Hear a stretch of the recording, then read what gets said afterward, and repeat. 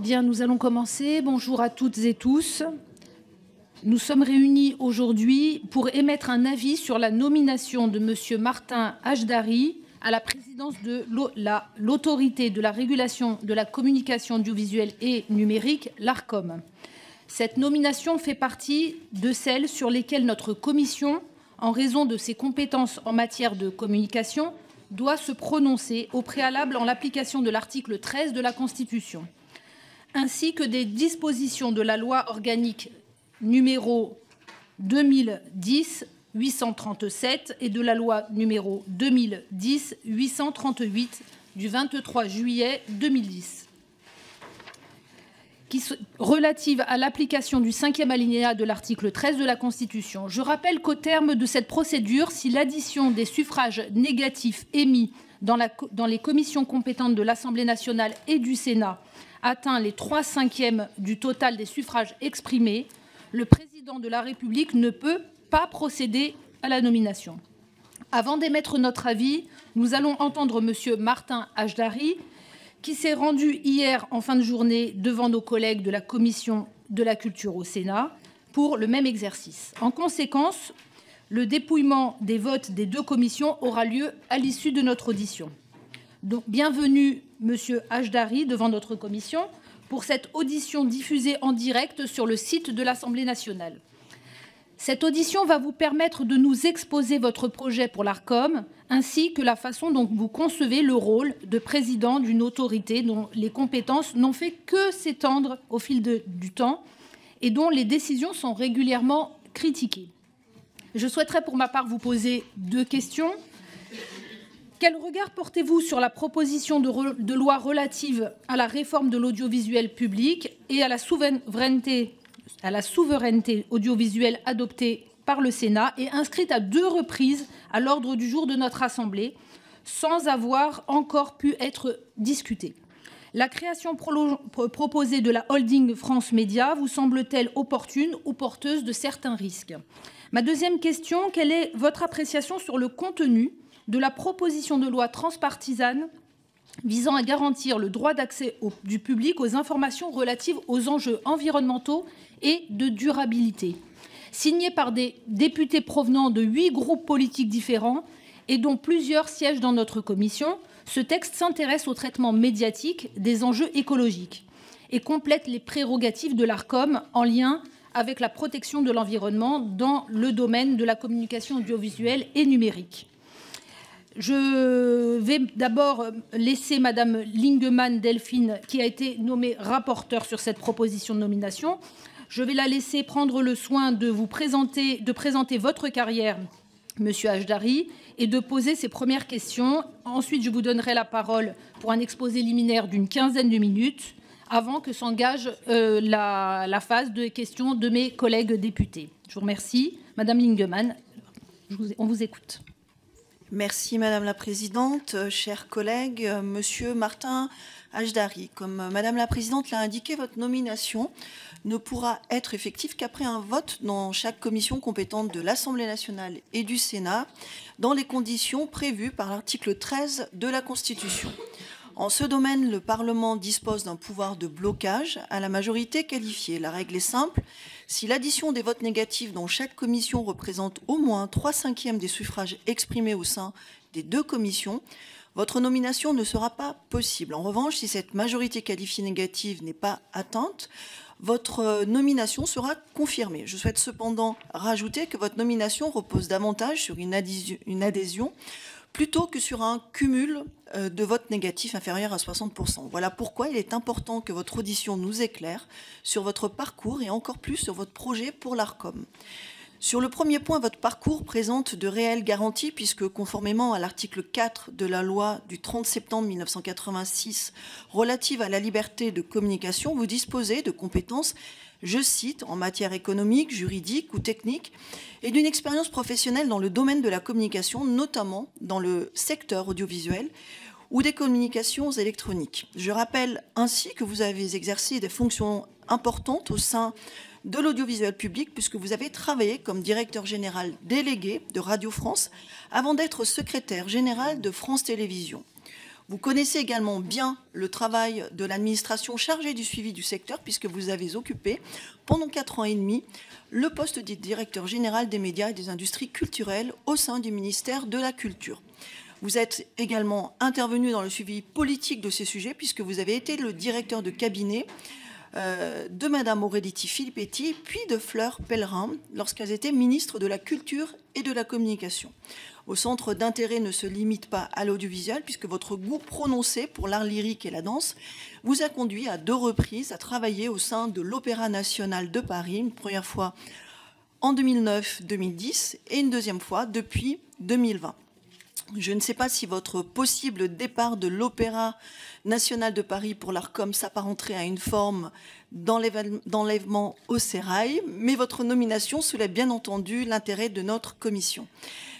Depuis sa création en 2022, suite à la fusion entre le CSA et l'ADOPI, l'Arcom s'est rapidement imposé comme un acteur clé du secteur de l'audiovisuel, de la communication et du numérique, au point que son nom résonne aujourd'hui de manière familière aux oreilles de nombreux Français. Pour autant, seule une partie des missions de l'Arcom est aujourd'hui connue. Les missions de l'Arcom ne se limitent pas ainsi, loin s'en faut, à l'attribution des fréquences hertziennes et aux sanctions adressées aux éditeurs, c'est-à-dire aux chaînes de télévision et de radio. Les décisions rendues par l'Arcom dans ce domaine et votre vision de ce sujet feront, je n'en doute pas, l'objet de nombreuses questions.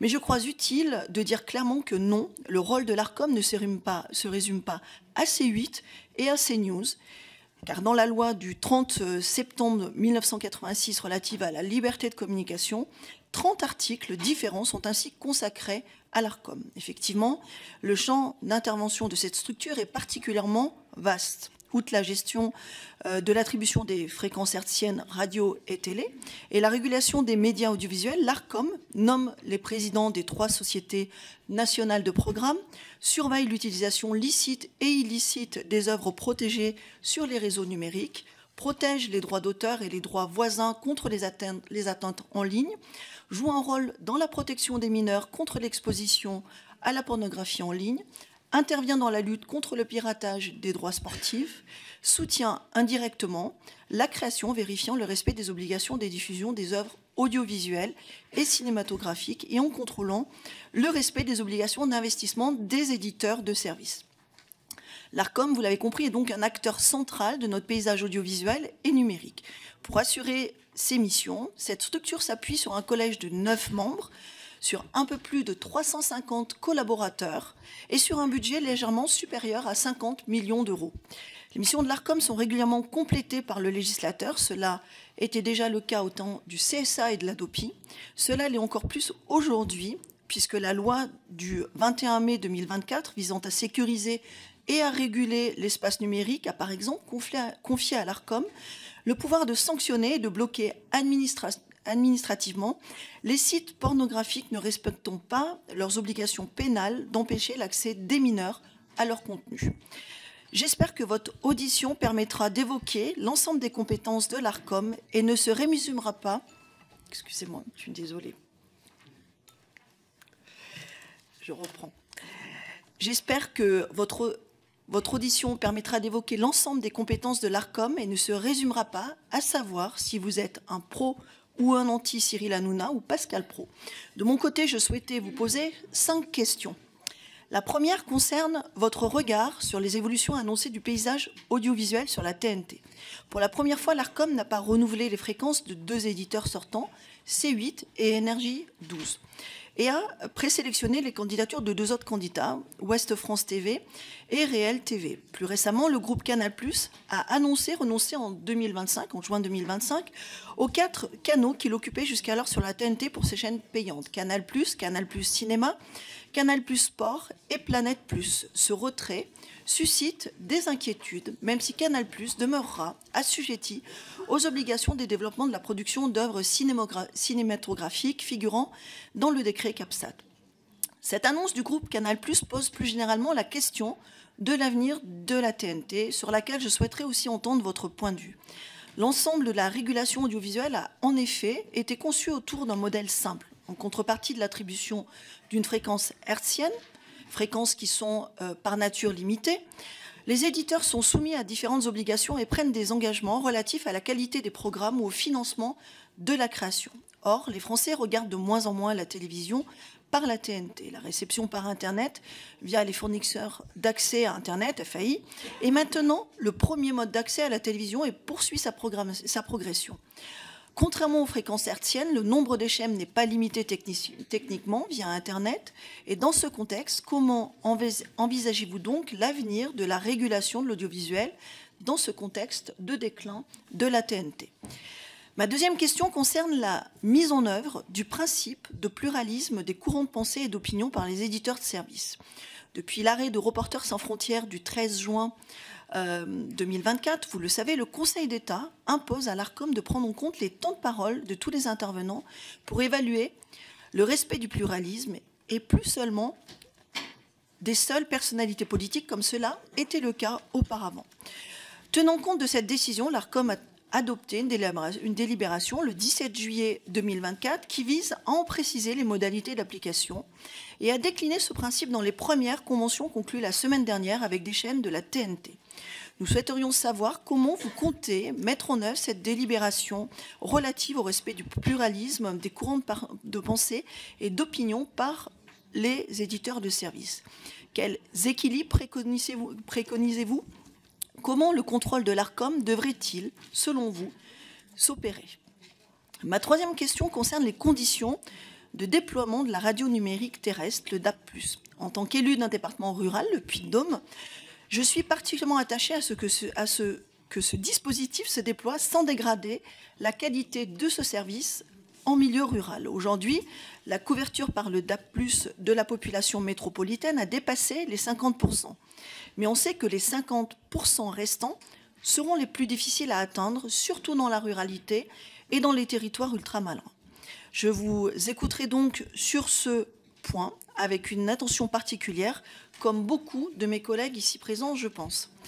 Ma quatrième question concerne la responsabilité confiée à l'Arcom par l'article 28 de la loi du 30 septembre 1986 relative à la liberté de communication de s'intéresser au temps consacré à la diffusion des programmes sportifs, en vue d'une part de permettre une représentation équilibrée entre le sport féminin et le sport masculin, afin de favoriser la professionnalisation du sport féminin, et d'autre part d'assurer la diffusion du handisport, dont nous avons vu cet été qu'elle pouvait intéresser un large public à l'occasion des Jeux paralympiques.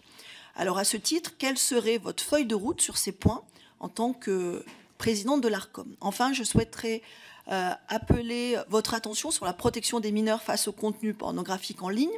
Sur son site internet, l'Arcom rappelle que chaque mois, je dis bien chaque mois, 2,3 millions de mineurs, dont certains très jeunes, fréquentent des sites pornographiques auxquels l'accès devrait pourtant leur être empêché. Sur ce sujet, l'Arcom a un rôle particulier à jouer, puisqu'elle a établi récemment un référentiel posant des exigences pour renforcer la fiabilité du contrôle de l'âge des utilisateurs et sur le respect de la vie privée.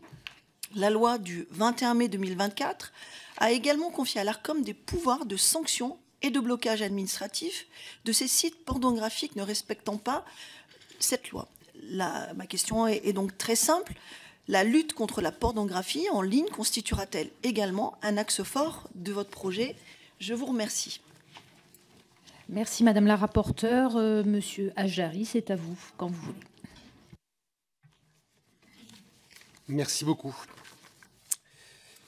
Madame la Présidente, Madame la rapporteure, Mesdames et Messieurs les députés, je suis très heureux et très honoré de me présenter à votre commission et de me soumettre à vos voix, en étant pleinement conscient de l'importance de la mission que le Président de la République a proposé de me confier, une mission dont vous avez rappelé à l'instant le champ extrêmement vaste.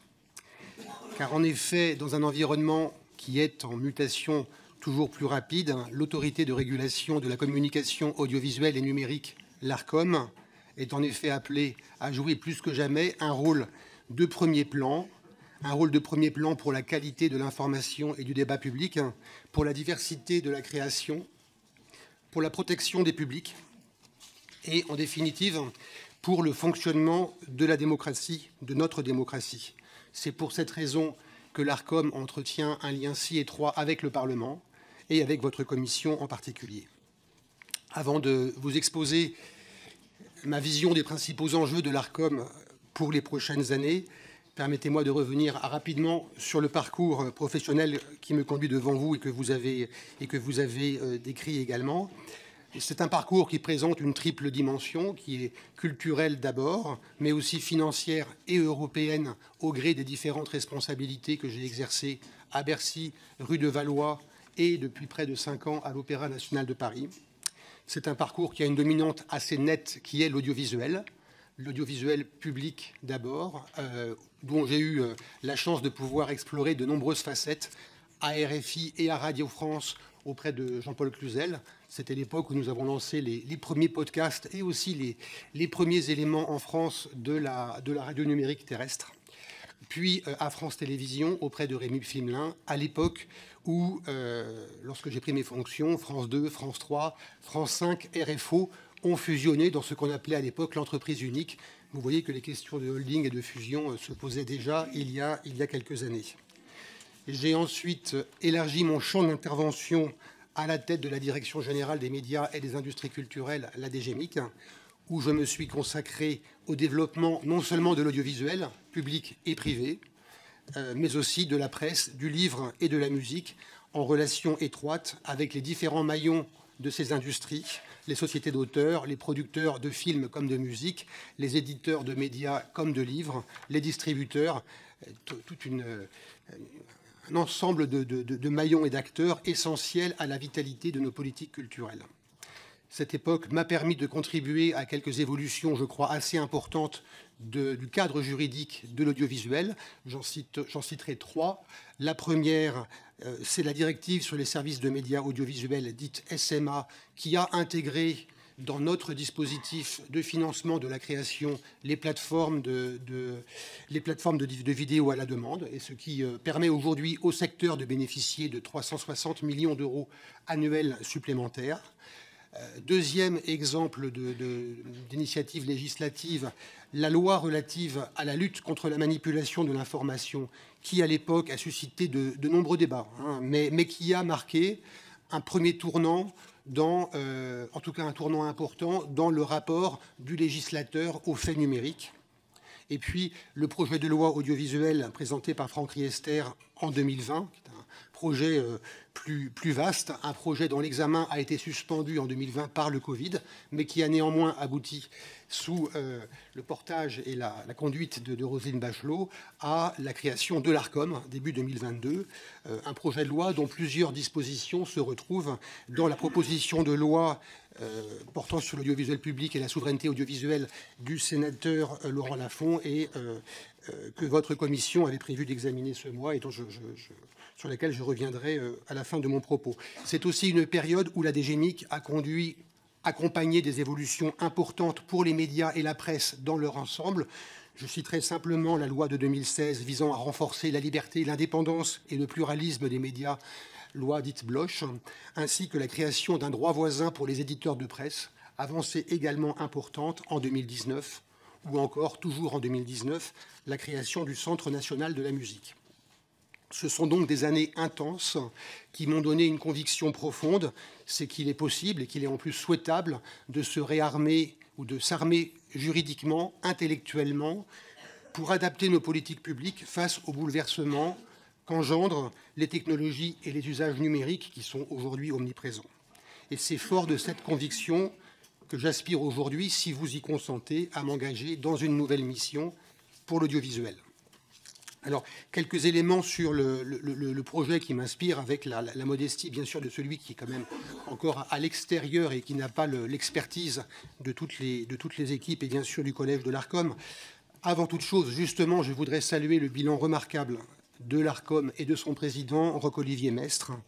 La fusion du CSA et de la Hadopi, décidée par le législateur, a fait émerger un nouvel acteur, reconnu et respecté, avec une nouvelle identité, que je crois plus régulateur que gendarme, et un périmètre sensiblement élargi à de nouveaux acteurs omniprésents dans la vie des Français, les plateformes numériques, les réseaux sociaux, élargi à de nouveaux défis, on les connaît, le déferlement de la haine en ligne, la désinformation, l'exposition des enfants à la pornographie.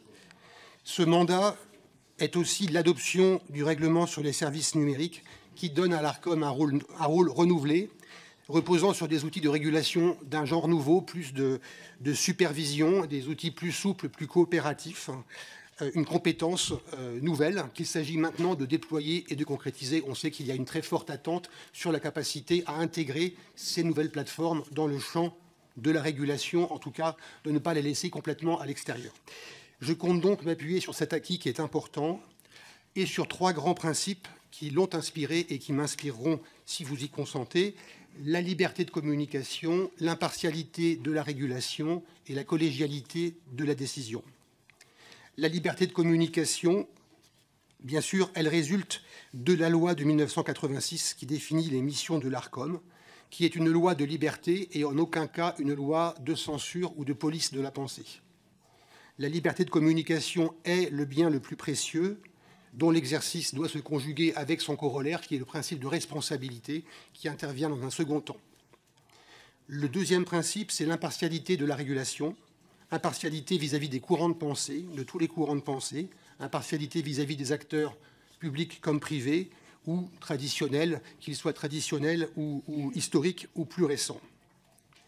Et le troisième principe qui m'inspirera est celui de la collégialité de la décision, d'une part parce que c'est la garantie fondamentale de l'indépendance du collège, et d'autre part parce que la collégialité est un gage d'intelligence collective grâce à la diversité des talents qui le composent. Au cours des années à venir, ces principes devront être déployés au service de plusieurs grands enjeux que je vais essayer de vous décrire à grands traits et qui mobiliseront l'Arcom. Le premier enjeu est ce que je regrouperai dans une notion un peu générique d'intérêt du public, dans ses différentes dimensions, et elles sont nombreuses. L'intérêt du public, c'est d'abord l'objectif général de diversité et de qualité des programmes dans la gestion et l'attribution des fréquences. Ce sera un des enjeux du prochain appel à candidature en vue de l'arrivée à échéance, en 2027, des autorisations de ce qu'on appelle la 3e vague de la TNT. L'intérêt du public, ce sont plus immédiatement les questions de numérotation qui se posent avec une acuité inédite. Ce sont les perspectives de modernisation technologique avec la généralisation en marche de la télévision connectée. C'est le développement des formats améliorés de diffusion, l'ultra haute définition, et, vous l'avez évoqué, le déploiement souhaitable du DAB+, sur tout le territoire. L'intérêt du public et des publics, c'est également de poursuivre l'évolution engagée depuis plus de 20 ans pour que l'offre audiovisuelle soit plus représentative de la société française dans toutes ses composantes. Un récent rapport de l'Arcom montre qu'en matière de représentation des personnes en situation de handicap, il y a encore beaucoup de progrès à faire. Vous avez évoqué le parasport. On ne peut que se féliciter de l'exposition formidable que la séquence olympique lui a donnée et qui doit, quelque part, fournir un capital important pour continuer à progresser de manière volontariste. Il faut aussi, dans le même registre, que la présence à l'antenne des femmes et leur temps de parole effectif continuent à progresser. Il faut que l'audiovisuel s'adresse à tous les Français, à tous les territoires, à commencer bien sûr par nos outre-mer. L'intérêt du public, c'est enfin et de plus en plus, tous vos travaux en témoignent, sa protection. La protection contre les contenus en ligne illicites ou nocifs, la protection des jeunes publics face à des enjeux majeurs de santé publique ou d'éducation, les risques addictifs notamment, ou encore la protection contre les ingérences et influences extérieures dont l'actualité montre régulièrement, et encore tout récemment en Roumanie, que ce n'est pas un risque théorique. Deuxième grand enjeu à côté de l'intérêt du public, c'est celui de la qualité de l'information et de la confiance dans l'information. Une enquête récente de la Fondation Jean Jaurès montre la perte de repères et de confiance d'un grand nombre de nos concitoyens, avec des médias traditionnels qui sont confrontés à des menaces et des risques bien identifiés, la décrédibilisation, la polarisation des débats, la paupérisation des acteurs, et puis les perspectives très, très prometteuses, mais aussi les risques associés au développement de l'intelligence artificielle. Sur ce terrain de l'information, et sans épuiser évidemment le champ de la question, je m'emploierai en particulier à avancer sur la question du pluralisme que j'évoquerai en réponse à votre question, en lien avec les éditeurs, afin de travailler aux modalités concrètes de traduction de la délibération récente prise par l'ARCOM à la suite de la décision du Conseil d'État. J'aurai aussi à cœur d'accompagner les évolutions en matière de concentration, auxquelles nous engage, parmi d'autres propositions, le règlement européen sur la liberté des médias. Ce sont des sujets qui font l'objet de très nombreuses réflexions depuis 1, 2, 3 années, avec des travaux passionnants au sein des États généraux de l'information, de même que les propositions initiées par votre commission ou les travaux du Sénat. Plus que tout autre, ce sont des questions centrales pour la démocratie qui renvoient à la compétence fondamentale du législateur. C'est donc dans le cadre que vous définirez que le régulateur pourra apporter sa pierre à l'édifice et y contribuer. Une autre préoccupation majeure, qui n'est pas sans lien avec celle que je viens d'évoquer, est de veiller à la santé de l'écosystème des médias et de l'audiovisuel, car il ne peut y avoir d'ambition culturelle et éditoriale sans dynamisme économique. 3 objectifs à ce titre: soutenir la vitalité de notre création cinématographique audiovisuelle, la consolidation des acquis de la directive SMA, qui pourrait être réexaminée en 2026, est absolument prioritaire.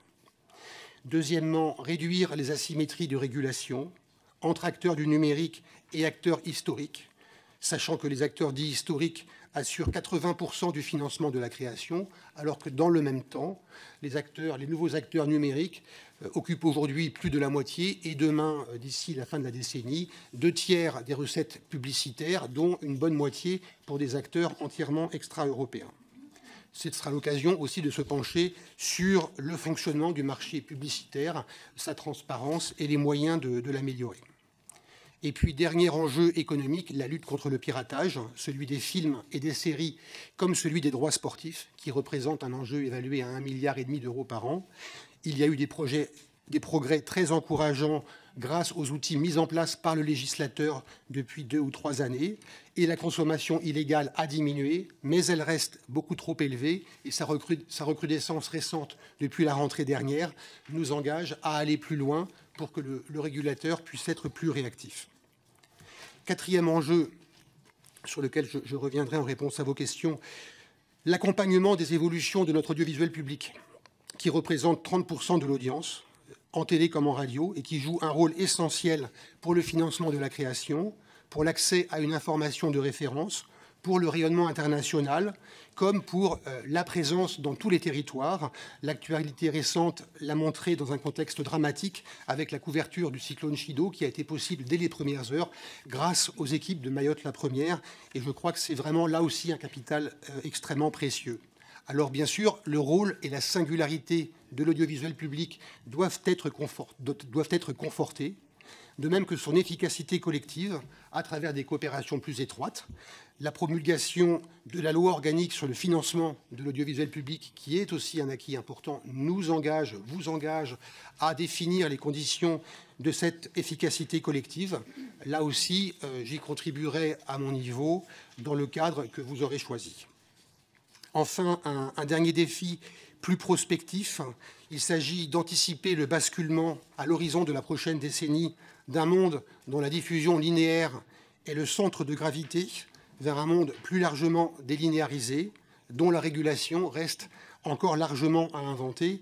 La délibération récente de l'ARCOM sur la mise en avant des services d'intérêt général montre d'une certaine façon la voie aux outils d'une régulation future.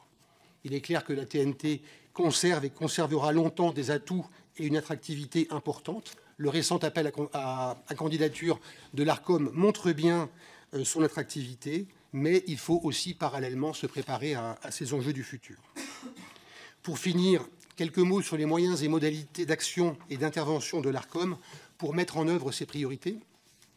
D'abord, l'ARCOM doit continuer à renforcer son expertise sur le numérique. Le Parlement a bien voulu accroître ses moyens d'une 20aine d'emplois en même temps qu'il lui a confié de nouvelles compétences.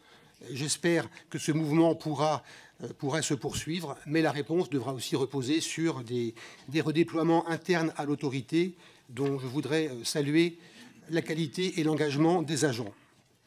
L'Arcom doit par ailleurs être plus que jamais ouverte à ses partenaires et fonctionner en réseau, une coopération essentielle au niveau européen et international, en particulier avec l'ERGA, qui est le comité des régulateurs qui va se transformer en comité européen des services de médias, et puis au niveau national, par exemple pour la mise en œuvre du règlement sur les services numériques avec la CNIL, la DGCCRF ou encore avec Viginum dans le cadre de la lutte contre les tentatives d'ingérence extérieure. Enfin, je veillerai à intensifier encore la pédagogie et la communication sur les enjeux de la régulation et sur le sens de ces décisions. L'éducation aux médias et à la citoyenneté numérique en est un élément central. C'est la condition de la confiance et même de l'efficacité de la régulation. Madame la Présidente, Mesdames et Messieurs les députés, j'ai commencé mon propos en évoquant l'enjeu des missions de l'Arcom pour le fonctionnement de la démocratie. Je voudrais le conclure sur l'enjeu de souveraineté qui lui est associé. Nous sommes passés d'un écosystème médiatique cloisonné, dominé par quelques grands diffuseurs nationaux, à un environnement ouvert et fragmenté, où les acteurs numériques, qui sont tous extra-européens, les Netflix, Meta, X, TikTok et autres, occupent une place centrale et où se jouent des compétitions, parfois des conflits ou des guerres économiques, culturelles, informationnelles. L'Arcom doit être en première ligne et déployer une régulation efficace pour contribuer à un audiovisuel dynamique et à un Internet plus sûr. Je vous remercie beaucoup de votre attention et je suis à votre disposition pour les questions. Je pense que je vais commencer par celle que vous avez posée, Madame la Présidente, Madame la rapporteure. Alors, vous avez donc évoqué demandé mon avis sur la proposition de loi relative à la réforme de l'audiovisuel public et à la souveraineté audiovisuelle dont votre commission devait débattre il y a quelques jours et qui pourrait, je l'imagine, revenir dans un calendrier qui, pour le coup, m'échappe complètement. Cette proposition de loi comporte en son état deux grands volets. Il y a un volet, je dirais, le plus large sur l'audiovisuel public et une série de dispositions générales relatives à l'efficacité et à l'évolution du paysage audiovisuel. Sur l'audiovisuel public, auquel j'ai, il y a quelques années, mais ardemment travaillé, je crois que, je l'ai dit, l'audiovisuel public joue un rôle essentiel pour le financement de la création, pour la qualité de l'information, pour la présence territoriale, pour la capacité de la France à être présente à l'étranger. Ce rôle-là, il est majeur et je pense qu'il faut le renforcer. Or, nous sommes dans un contexte qu'on qualifie de média global, dans un contexte beaucoup plus ouvert où les différents supports écrits, d'abord papier puis numérique, audiovisuel, visuel, radio, sonore, convergent de plus en plus, sont tous utilisés par chacun des acteurs et où il y a des besoins de mise en commun, il y a des besoins d'atteindre une taille critique. Même réuni, l'audiovisuel public français reste un acteur de taille modeste à l'échelle de la compétition informationnelle française, européenne, mondiale. Donc il y a un enjeu de coopération, de mise en commun des forces, de mise en commun des capacités de projection, de captation d'informations sur tous les territoires mondiaux et régionaux, une capacité de mise en commun des capacités technologiques. Par exemple, face à l'intelligence artificielle, on ne peut pas imaginer que 3-4 acteurs déploient chacun dans son domaine ces efforts, alors que même mis ensemble, ils sont déjà d'une taille qui n'est pas excessive. Donc ça, ces enjeux-là, je pense qu'ils sont incontournables.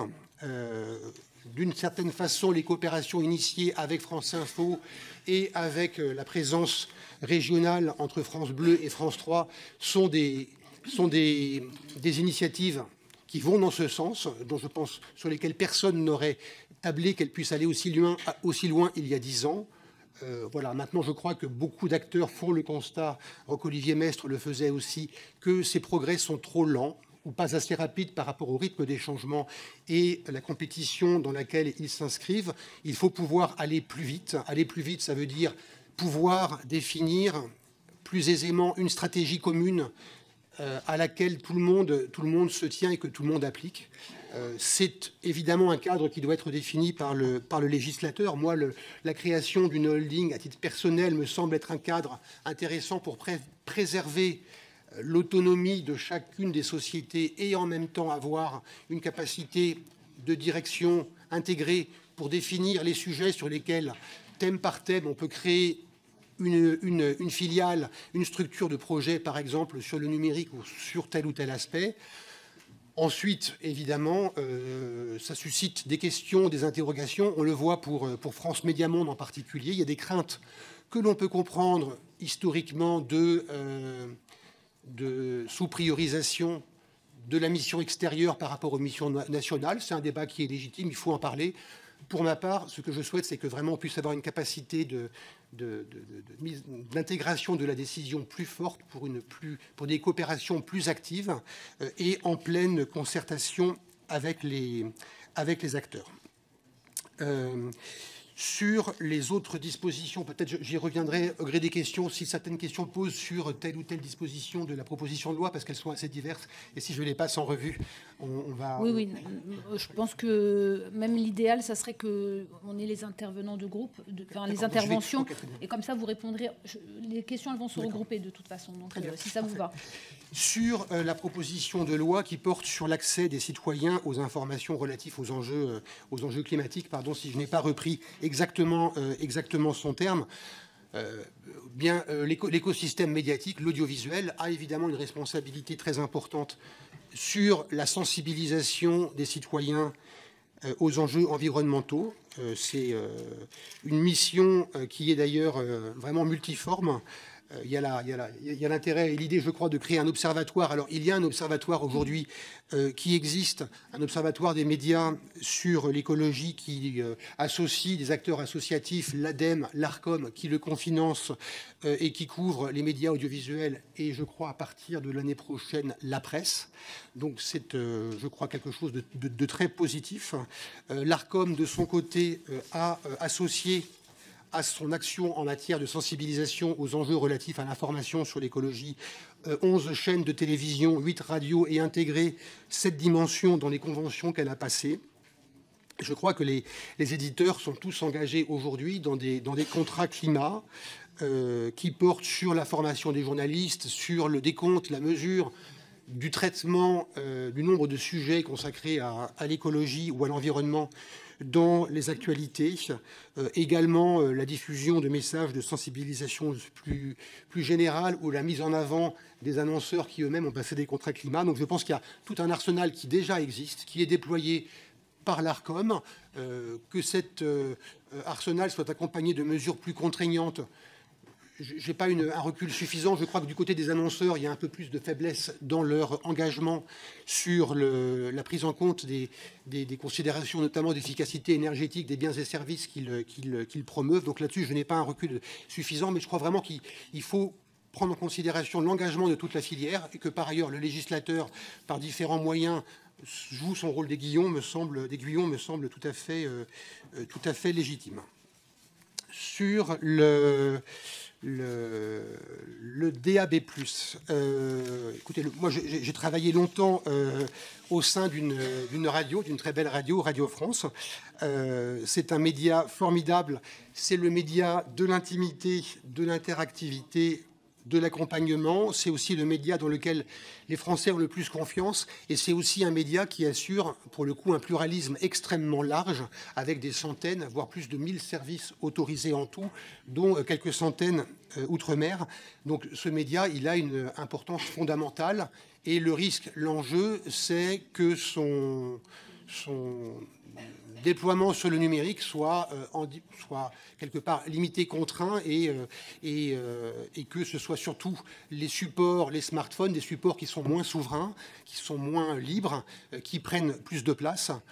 Parallèlement, la FM est un très bon mode de diffusion, mais elle pose des limitations, elle a des limitations en termes de nombre de services autorisés et de coût de la diffusion. Donc pour toutes ces raisons, le DAB+, est un projet enthousiasmant dont le livre blanc de la de l'ARCOM présente tous les enjeux. Et je crois qu'il y a véritablement un enjeu très important que la filière entière radio se mobilise avec l'aide de l'environnement public et des pouvoirs publics sans doute pour favoriser la notoriété du DAB+, pour que la bascule devienne une possibilité, là aussi, à l'échéance de 2030.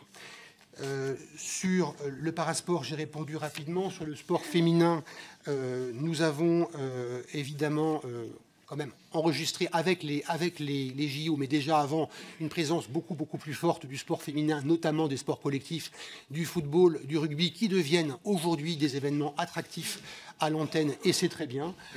J'ai le sentiment que le mouvement est en marche. Je ne suis pas sûr qu'il soit nécessaire de renforcer encore les règles qui sont applicables, mais c'est un élément auquel il faut avoir toute la vigilance souhaitable.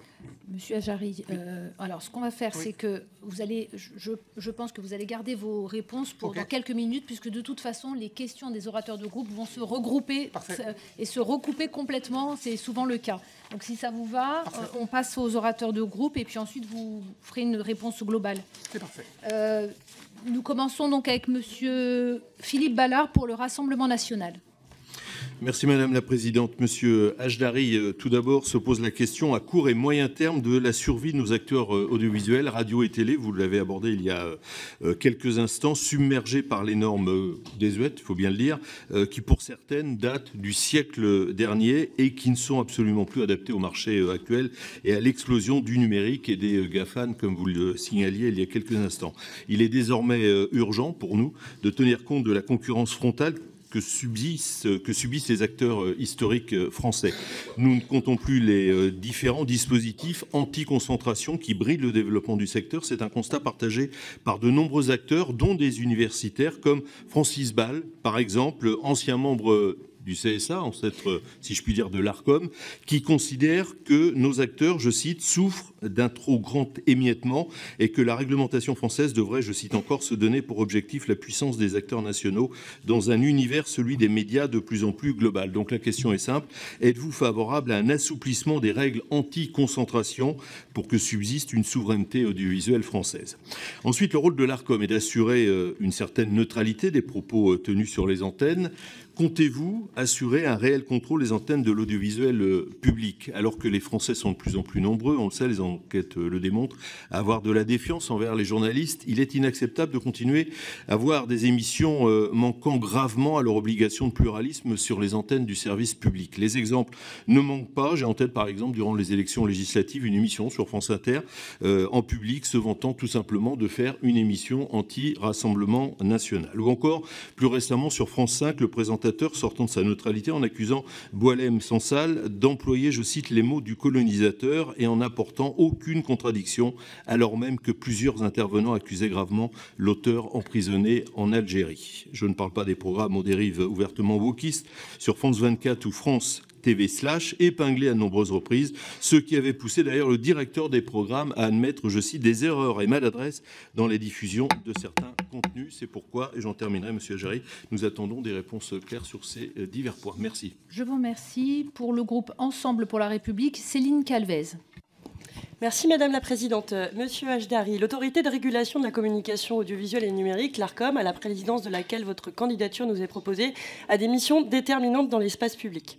Promouvoir et protéger la création française et européenne, qui est soumise à une forte concurrence de l'attention.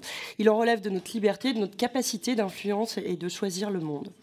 Assurer la régulation des acteurs techniques et économiques, des producteurs jusqu'aux éditeurs traditionnels ou émergents. Garantir le pluralisme et la cohésion sociale, plus que jamais nécessaire pour nos démocraties, en ces temps de fatigue informationnelle et de bulles sociales juxtaposées. À ces dimensions est venue s'ajouter plus récemment la supervision des plateformes, pour laquelle la législation nationale et européenne n'a cessé d'étoffer les compétences du régulateur.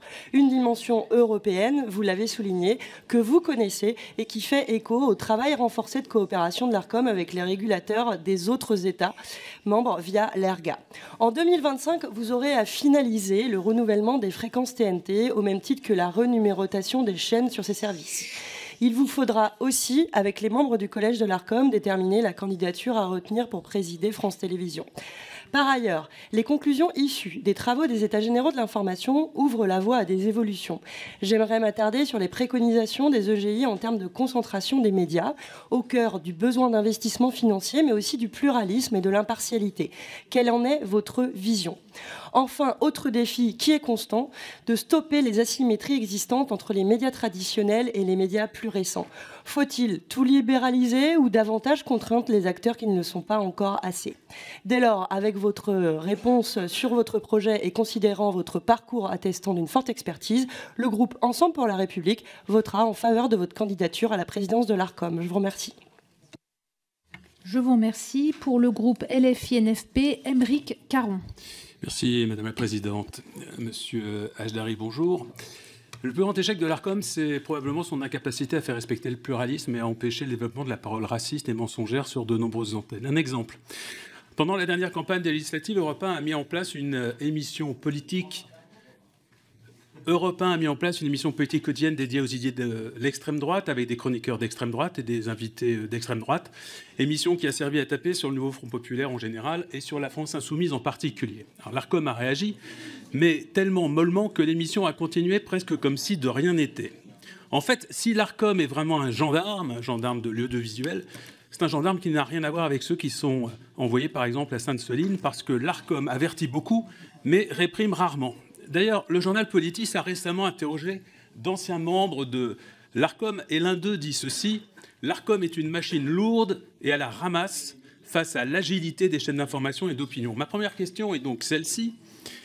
Qu'est-ce que vous comptez faire exactement pour que l'ARCOM soit enfin efficace, sachant que tout n'est pas qu'une question de moyens et d'outils. On ne comprend pas comment l'ARCOM a pu renouveler la fréquence TNT d'une chaîne d'opinion islamophobe comme CNews, chaîne qui ne respecte pas ses obligations conventionnelles, qui a été sanctionnée à de multiples reprises et qui diffuse tous les jours des fake news. Cette décision est absolument incompréhensible et discrédite l'institution. Alors vous allez me dire, oui, mais l'ARCOM a éjecté C8 de la TNT. Certes, mais c'est pour la remplacer par la chaîne d'un autre milliardaire, Daniel Kretinsky, pour une chaîne de débat portée par deux polémistes médiatiques proches du printemps républicain et qui se sont récemment illustrés par leur soutien aux crimes de guerre de l'armée israélienne à Gaza.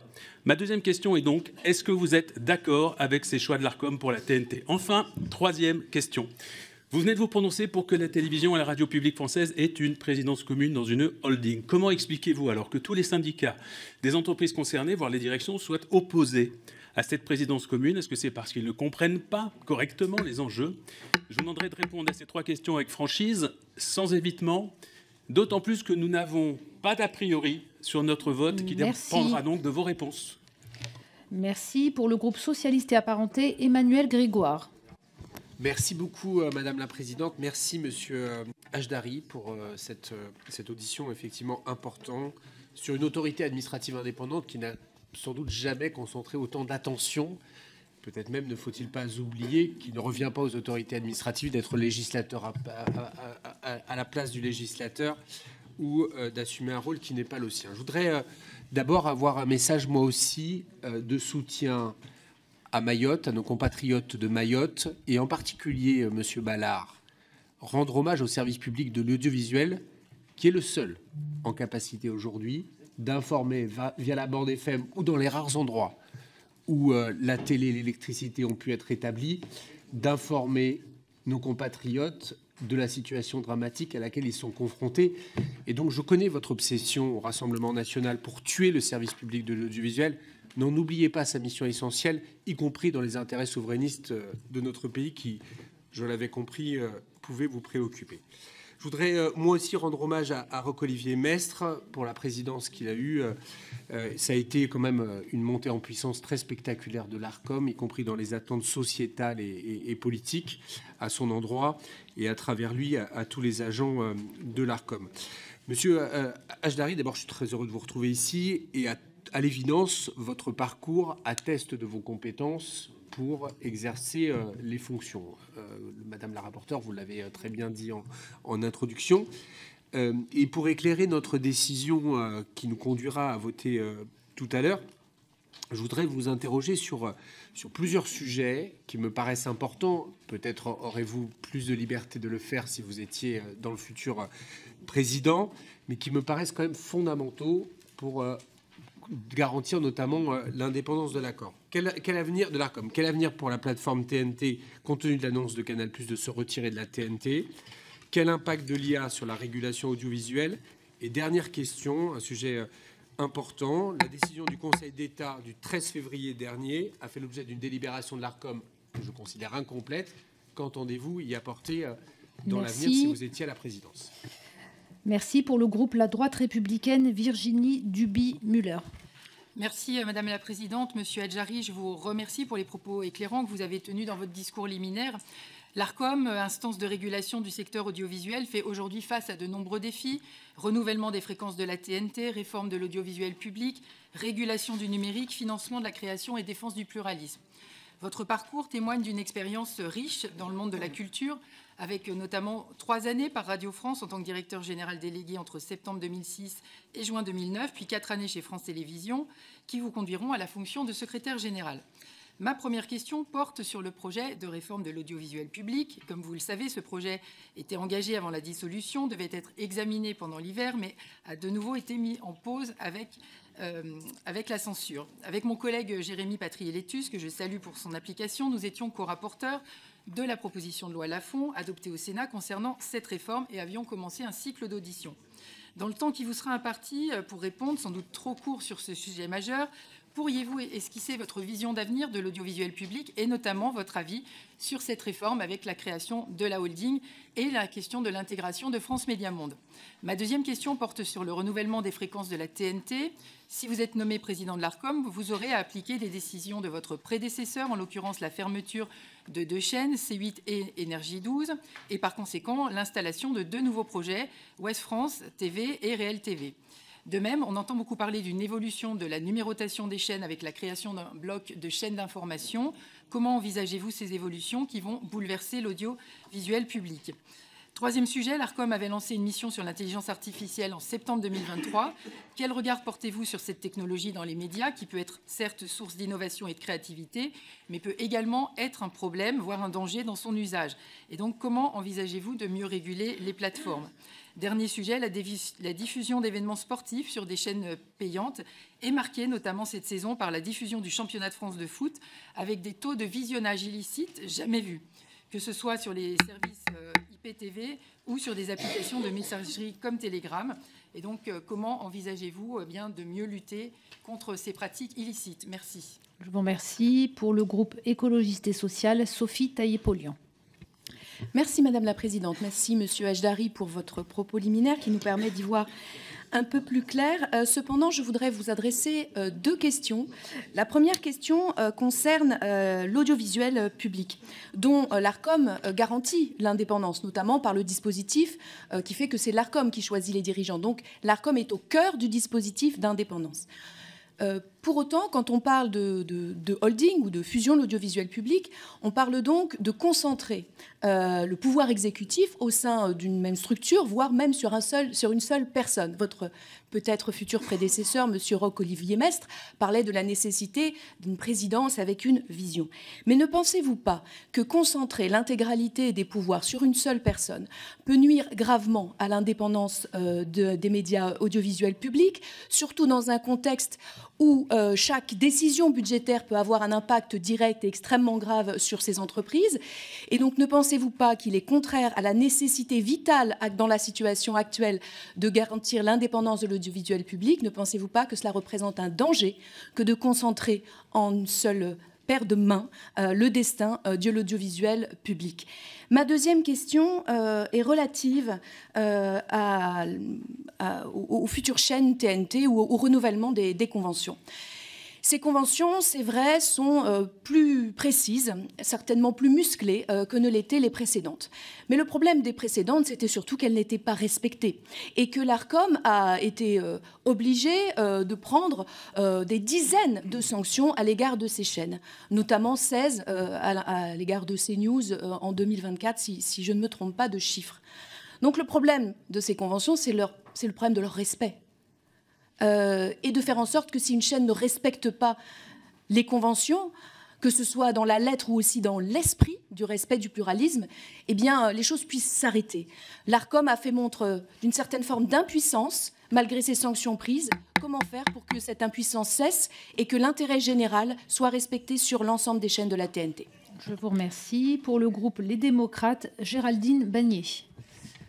Oui, Monsieur Hajdari, dans son enquête L'exode informationnel publiée la semaine dernière, la Fondation Jean Jaurès indique que les Français sont des millions à fuir un écosystème médiatique saturé d'informations répétitives, anxiogènes et conflictuelles.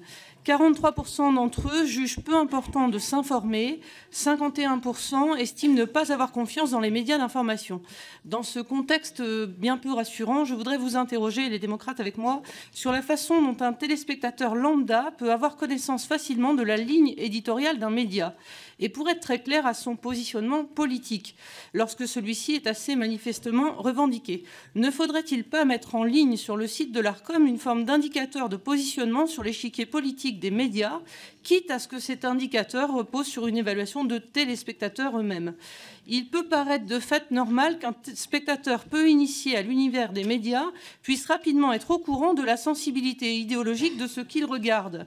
Ce serait peut-être une façon de restaurer un peu de la confiance des Français en leurs médias sans résoudre tout à fait le problème des contenus. Je vous remercie. Comme j'ai un petit peu de temps, j'ai vu que vous aviez une affinité particulière pour le territoire entre Laval et Châteaubriand. Donc je vous salue de mon territoire.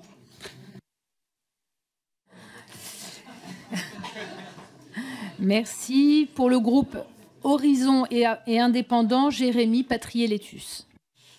Merci Madame la Présidente. Monsieur Hajdari, je veux à mon tour commencer en saluant le travail des journalistes, reporters d'images qui sont à Mayotte et nous permettent de mesurer le drame, le désastre auquel nos concitoyens mahorais font face.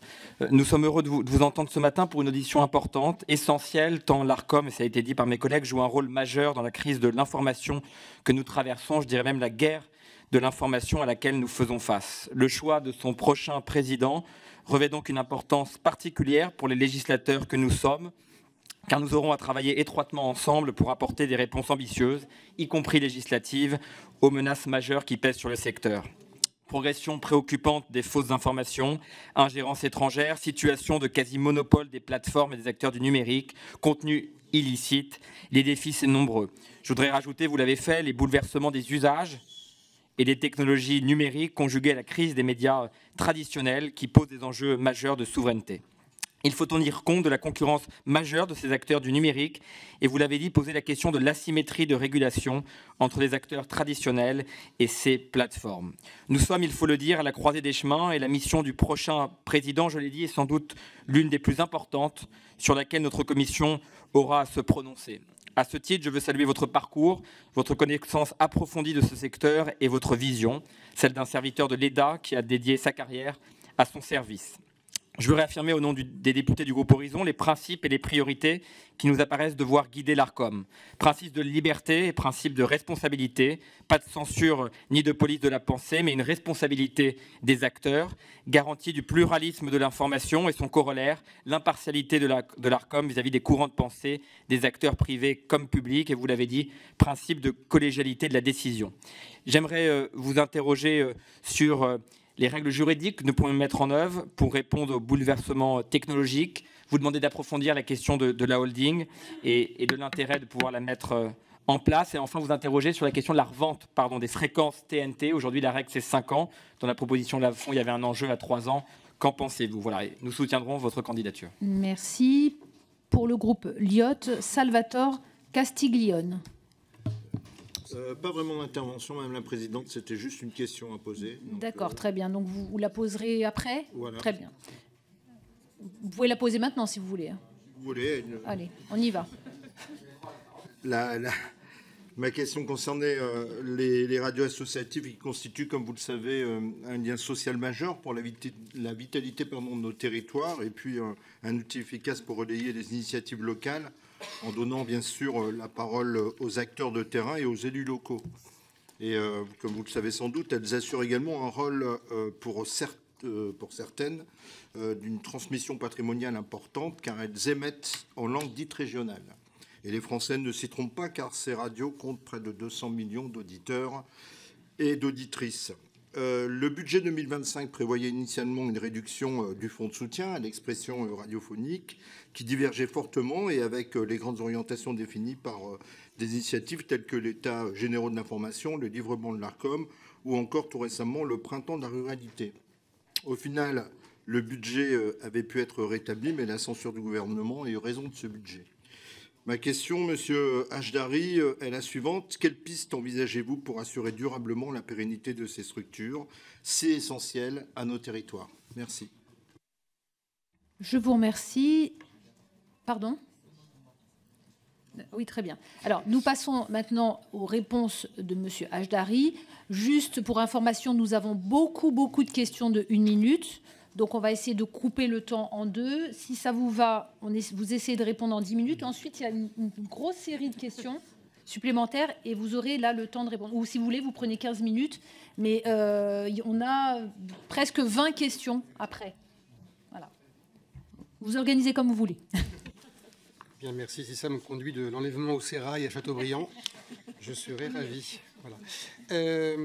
Alors, pour essayer de reprendre, y compris les questions initiales, sur la plateforme TNT et sur l'avenir, j'y ai répondu en partie dans mon propos initial. On a aujourd'hui 16% d'utilisateurs exclusifs de la TNT. C'est une moyenne, mais il y a des territoires ou des tranches de la population où c'est beaucoup plus. Donc la TNT, elle reste très importante aujourd'hui. Après, rien n'est forcément éternel. Il faut réfléchir à ce qui se passera plus tard. Mais la TNT est aujourd'hui bien présente. Le départ de Canal+, c'est quand même restreint aux payants. Et c'était quelque part une évolution envisagée ou annoncée depuis quelques années. Sur le pluralisme, alors évidemment qui est une des questions les plus importantes et les plus présentes dans vos interrogations. Vous l'avez, je vais essayer de répondre un peu aux différentes natures de questions sur le thème du pluralisme. Comme vous le savez, lorsque les lois les règles en matière de pluralisme ont été mises en place dans les années 1980, on avait un univers télévisuel, audiovisuel beaucoup plus restreint avec beaucoup moins de chaînes et un pluralisme qui se limitait tout de même qui s'est très longtemps limité à la mesure du temps de parole. Depuis février dernier, le Conseil d'État a indiqué sur un recours qu'il fallait avoir une lecture plus extensive de la loi et du concept de pluralisme en l'étendant à d'autres champs couvrant l'ensemble des programmes et des intervenants. Et il a invité l'ARCOM à proposer des règles. L'ARCOM s'est saisi de la question et a en quelques mois produit une délibération qui fixe quelques règles de bon sens, des règles qui visent à éviter un déséquilibre à la fois manifeste et durable, s'agissant de la diversité des intervenants, des thématiques qui sont traitées à l'antenne et des positions exprimées. Pour faire bref, c'est une délibération qui me semble vraiment pertinente et de bon sens. Je n'ai pas entendu qu'elle ait été critiquée dans son principe et dans les termes retenus. Ensuite, elle a été d'ailleurs traduite dans les conventions qui viennent d'être conclues avec les candidats à une fréquence TNT, dont la reconduction ou dont l'attribution a été décidée récemment. Ensuite, tout l'enjeu sera de faire vivre ces règles de pluralisme telles qu'elles ont été définies, en lien avec les éditeurs, à partir sans doute des saisines qui interviendront de la part de téléspectateurs ayant le sentiment, ou d'associations ayant le sentiment que ces règles ne sont pas respectées. Voilà, il faut maintenant les faire vivre. C'est un défi parce que leur application à la situation propre, à la nature propre de chacun des médias ne va pas forcément de soi ab initio. Donc c'est un gros travail à faire. Peut-être qu'à un moment, le législateur devra revenir pour repréciser les choses, parce qu'aujourd'hui, les principes sont énoncés en des termes généraux. Après, puisqu'on m'a demandé mon avis un peu plus général sur le pluralisme, c'est vrai que les règles telles qu'elles existent ont été fixées à un moment où le paysage médiatique était beaucoup plus réduit. Aujourd'hui, il est plus large, que ce soit dans le champ de la télévision ou évidemment des acteurs hors de la télévision, du numérique et autres. Est-ce que ces règles pourraient évoluer ? C'était le cas dans certains pays, aux États-Unis, il y a un certain temps. C'est vraiment un débat dont le législateur peut se saisir s'il le souhaite. Moi, ça ne me choque pas, en tout cas intellectuellement, compte tenu de la diversité paysage que nous avons. Voilà. Ensuite, sur le pluralisme, sur le service public, pour moi, il n'y a pas de doute, les règles qui s'appliquent au service public sont les mêmes que celles qui s'appliquent à toutes les chaînes audiovisuelles, et l'ARCOM intervient régulièrement auprès du service public pour corriger d'éventuels déséquilibres dans les temps de parole ou d'antenne. Donc les mêmes règles s'appliquent. On peut sans doute espérer, parce que le service public et le bien commun appartient à tous les Français qui tous le financent, qu'il y ait encore plus d'exemplarité et de détermination pour respecter ces règles, mais ce sont les mêmes pour tous, sans exception. J'en profite pour intervenir sur un terrain un peu connexe du pluralisme, qui est celui, je dirais, de la maîtrise de l'antenne, des propos évoqués. J'ai entendu des avis sur des décisions prises ou des sanctions non prises par l'ARCOM dans tel ou tel cas de figure. Je ne peux évidemment pas me permettre de refaire une instruction à la place du régulateur quand elle a été faite par rapport à des événements qui se sont produits à l'antenne, dont je n'ai pas non plus tous les éléments de contexte. Est-ce que l'orateur a été contredit? Dans quel contexte il l'a dit? Tout ce que je voudrais dire à ce sujet-là, c'est qu'encore une fois, d'abord, le principe, c'est la liberté. Donc on commence par pouvoir s'exprimer. Et la liberté, parfois, c'est aussi d'exprimer des points de vue qui sont controversés, qui piquent. Il faut simplement que la présentation des faits puisse être honnête. Et après, il y a des procédures qui permettent à l'ARCOM de sanctionner. J'entends dans certains cas que cette sanction semble trop lente, trop faible. Dans d'autres cas, qu'elle est excessive et relève de la censure. Moi, il me semble que lorsqu'il doit intervenir, le régulateur intervient. Il a pris des sanctions assez régulières. Ensuite, est-ce que la prise de quelques sanctions, certaines sanctions entraînent mécaniquement un retrait ou en tout cas une non-reconduction d'autorisation? Ce n'est pas ce que la loi prévoit aujourd'hui. Et je n'ai aucune raison de considérer que dans sa collégialité, avec l'ensemble des personnes qui constituent le collège nommé par 5 autorités différentes, je n'ai pas de raison de penser que dans son équilibre général, et non pas cas par cas, que dans son équilibre général, cet exercice de la régulation est manqué à sa mission. Il y a eu une question sur je dirais la présence, enfin, mon appréciation sur la concentration excessive ou non du paysage audiovisuel, sur le fait que des milliardaires puissent intervenir pour soutenir des projets de chaîne. Bon, déjà, sur l'appel à candidature qui vient de se clore, je voudrais quand même rappeler que c'est un appel à candidature qui est imposé par la loi après 15 années d'utilisation de fréquences, qui d'ailleurs s'inscrit dans un cadre où le droit européen impose de mettre en concurrence ces fréquences, que la plupart ont été reconduites, certaines n'ont pas été reconduites, il n'y a pas un droit automatique à la reconduction, ou alors il faudrait écrire, et que dans ce cadre-là, il y a eu de nouveaux entrants, et c'est aussi une façon de faire vivre le pluralisme de l'offre de programmes, dont un programme centré sur les territoires, un autre qui est plus centré sur le documentaire, aussi sur le débat européen. Ce qui est important, je crois, c'est que l'indépendance du travail des rédactions soit assurée, qu'il y ait le moins possible, qu'il n'y ait pas du tout de conflit d'intérêts entre les propriétaires et la façon dont l'information est traitée. Ça fait partie du champ dont les États généraux de l'information se sont saisis et sur lequel, je crois, il y a pas mal de propositions de loi qui ont été présentées. Sur des questions ayant trait, cette fois plus, au rôle de l'ARCOM à l'ère du numérique, mais répondre rapidement à toutes les questions est un peu difficile. Je voudrais simplement dire que le règlement sur les services numériques par rapport aux plateformes, il y a deux choses, et les asymétries de régulation et la régulation à l'ère du numérique. Il y a un premier enjeu qui est d'intégrer des acteurs audiovisuels comme les plateformes de vidéo, les Netflix et autres. Ça, c'est la thématique de la directive SMA et c'est en cours. Et on assigne globalement à ces acteurs des règles à peu près comparables à celles des acteurs nationaux. Un des intérêts, peut-être, serait que la directive SMA impose aussi que les événements d'importance majeure soient applicables aux plateformes de vidéo.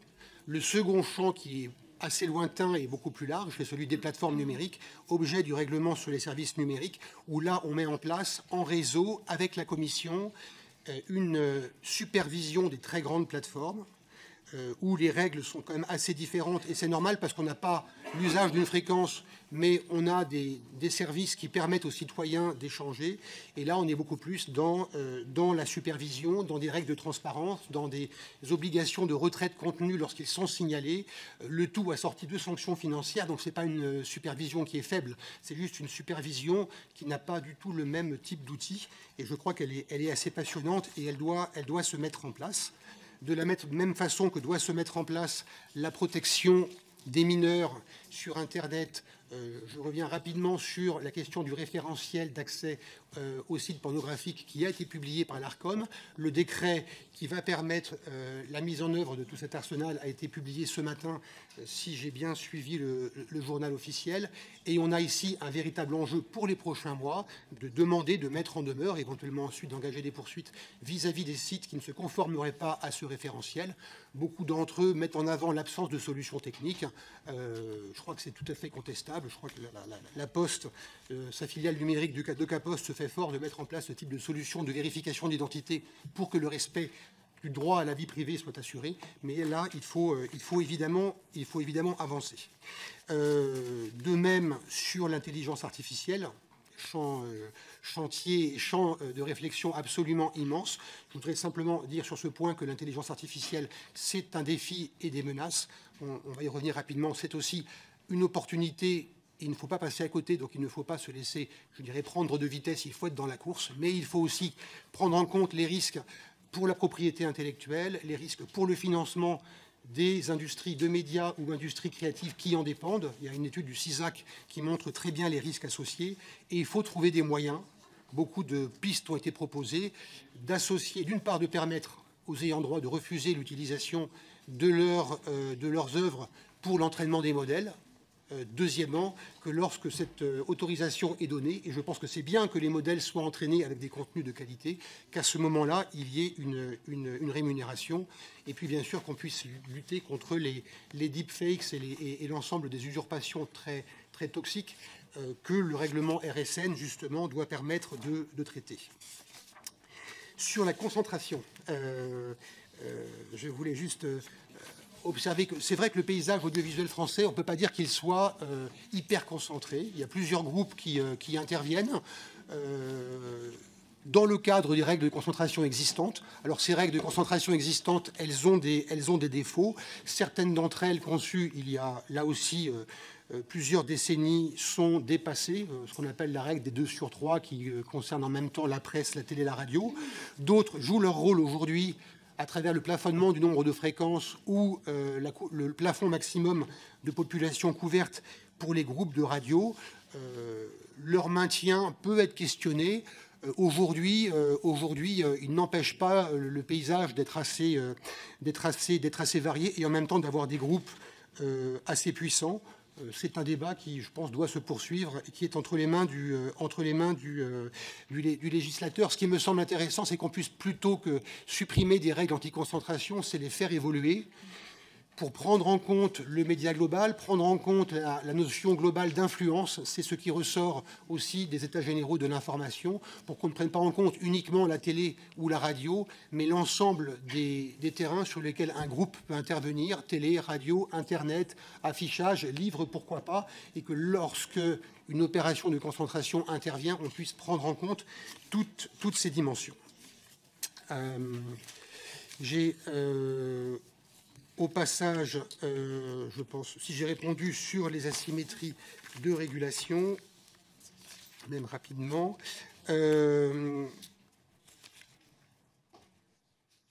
sur l'efficacité des décisions de l'ARCOM, monsieur le député Caron, j'ai noté votre point de vue. Moi, il me semble que ces sanctions peuvent atteindre des montants et des sommes assez importantes et qu'elles sont prises sans trembler par l'ARCOM. Sur les questions relatives à l'audiovisuel public et à la présidence commune et les menaces que cela ferait porter éventuellement sur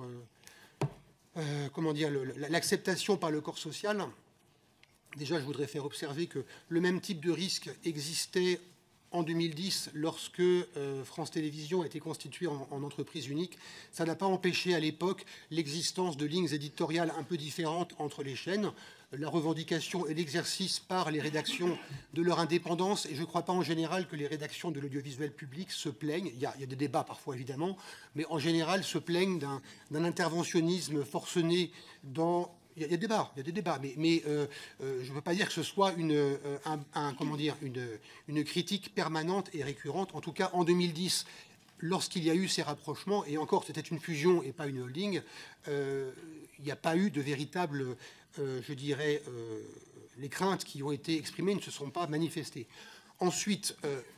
Ensuite, sur la modalité, moi ce que je dis simplement, c'est qu'on a des enjeux extrêmement importants de regroupement des forces, qui ne sont pas des enjeux d'unification éditoriale, pas du tout. Au contraire, c'est pour pouvoir assurer la diversité éditoriale, pour pouvoir assurer une diversité de production d'informations dans des conditions propres à chaque rédaction ou à chaque support, qu'il faut mettre en commun des éléments qui relèvent de la stratégie, qui relèvent de la marque par laquelle on est visible sur le numérique. Je pense que la marque ici, elle pose des questions, elle inquiète ceux qui vont la mettre en œuvre ou la reprendre parce qu'ils ont une marque à laquelle ils sont habitués, donc c'est normal qu'ils soient inquiets. Néanmoins, avoir une marque unique qui permet de se déployer et d'être référencé sur le numérique, aujourd'hui, je crois que c'est un objectif qui n'est pas contestable. De même que France Info, c'est une très belle marque qui a bénéficié à l'audience numérique des rédactions de France Télévisions, et la création de France Info en tant que telle, ce n'est pas un succès total, il y a des points à améliorer, mais les craintes qui ont été soulevées à l'époque pour la chaîne France Info Radio,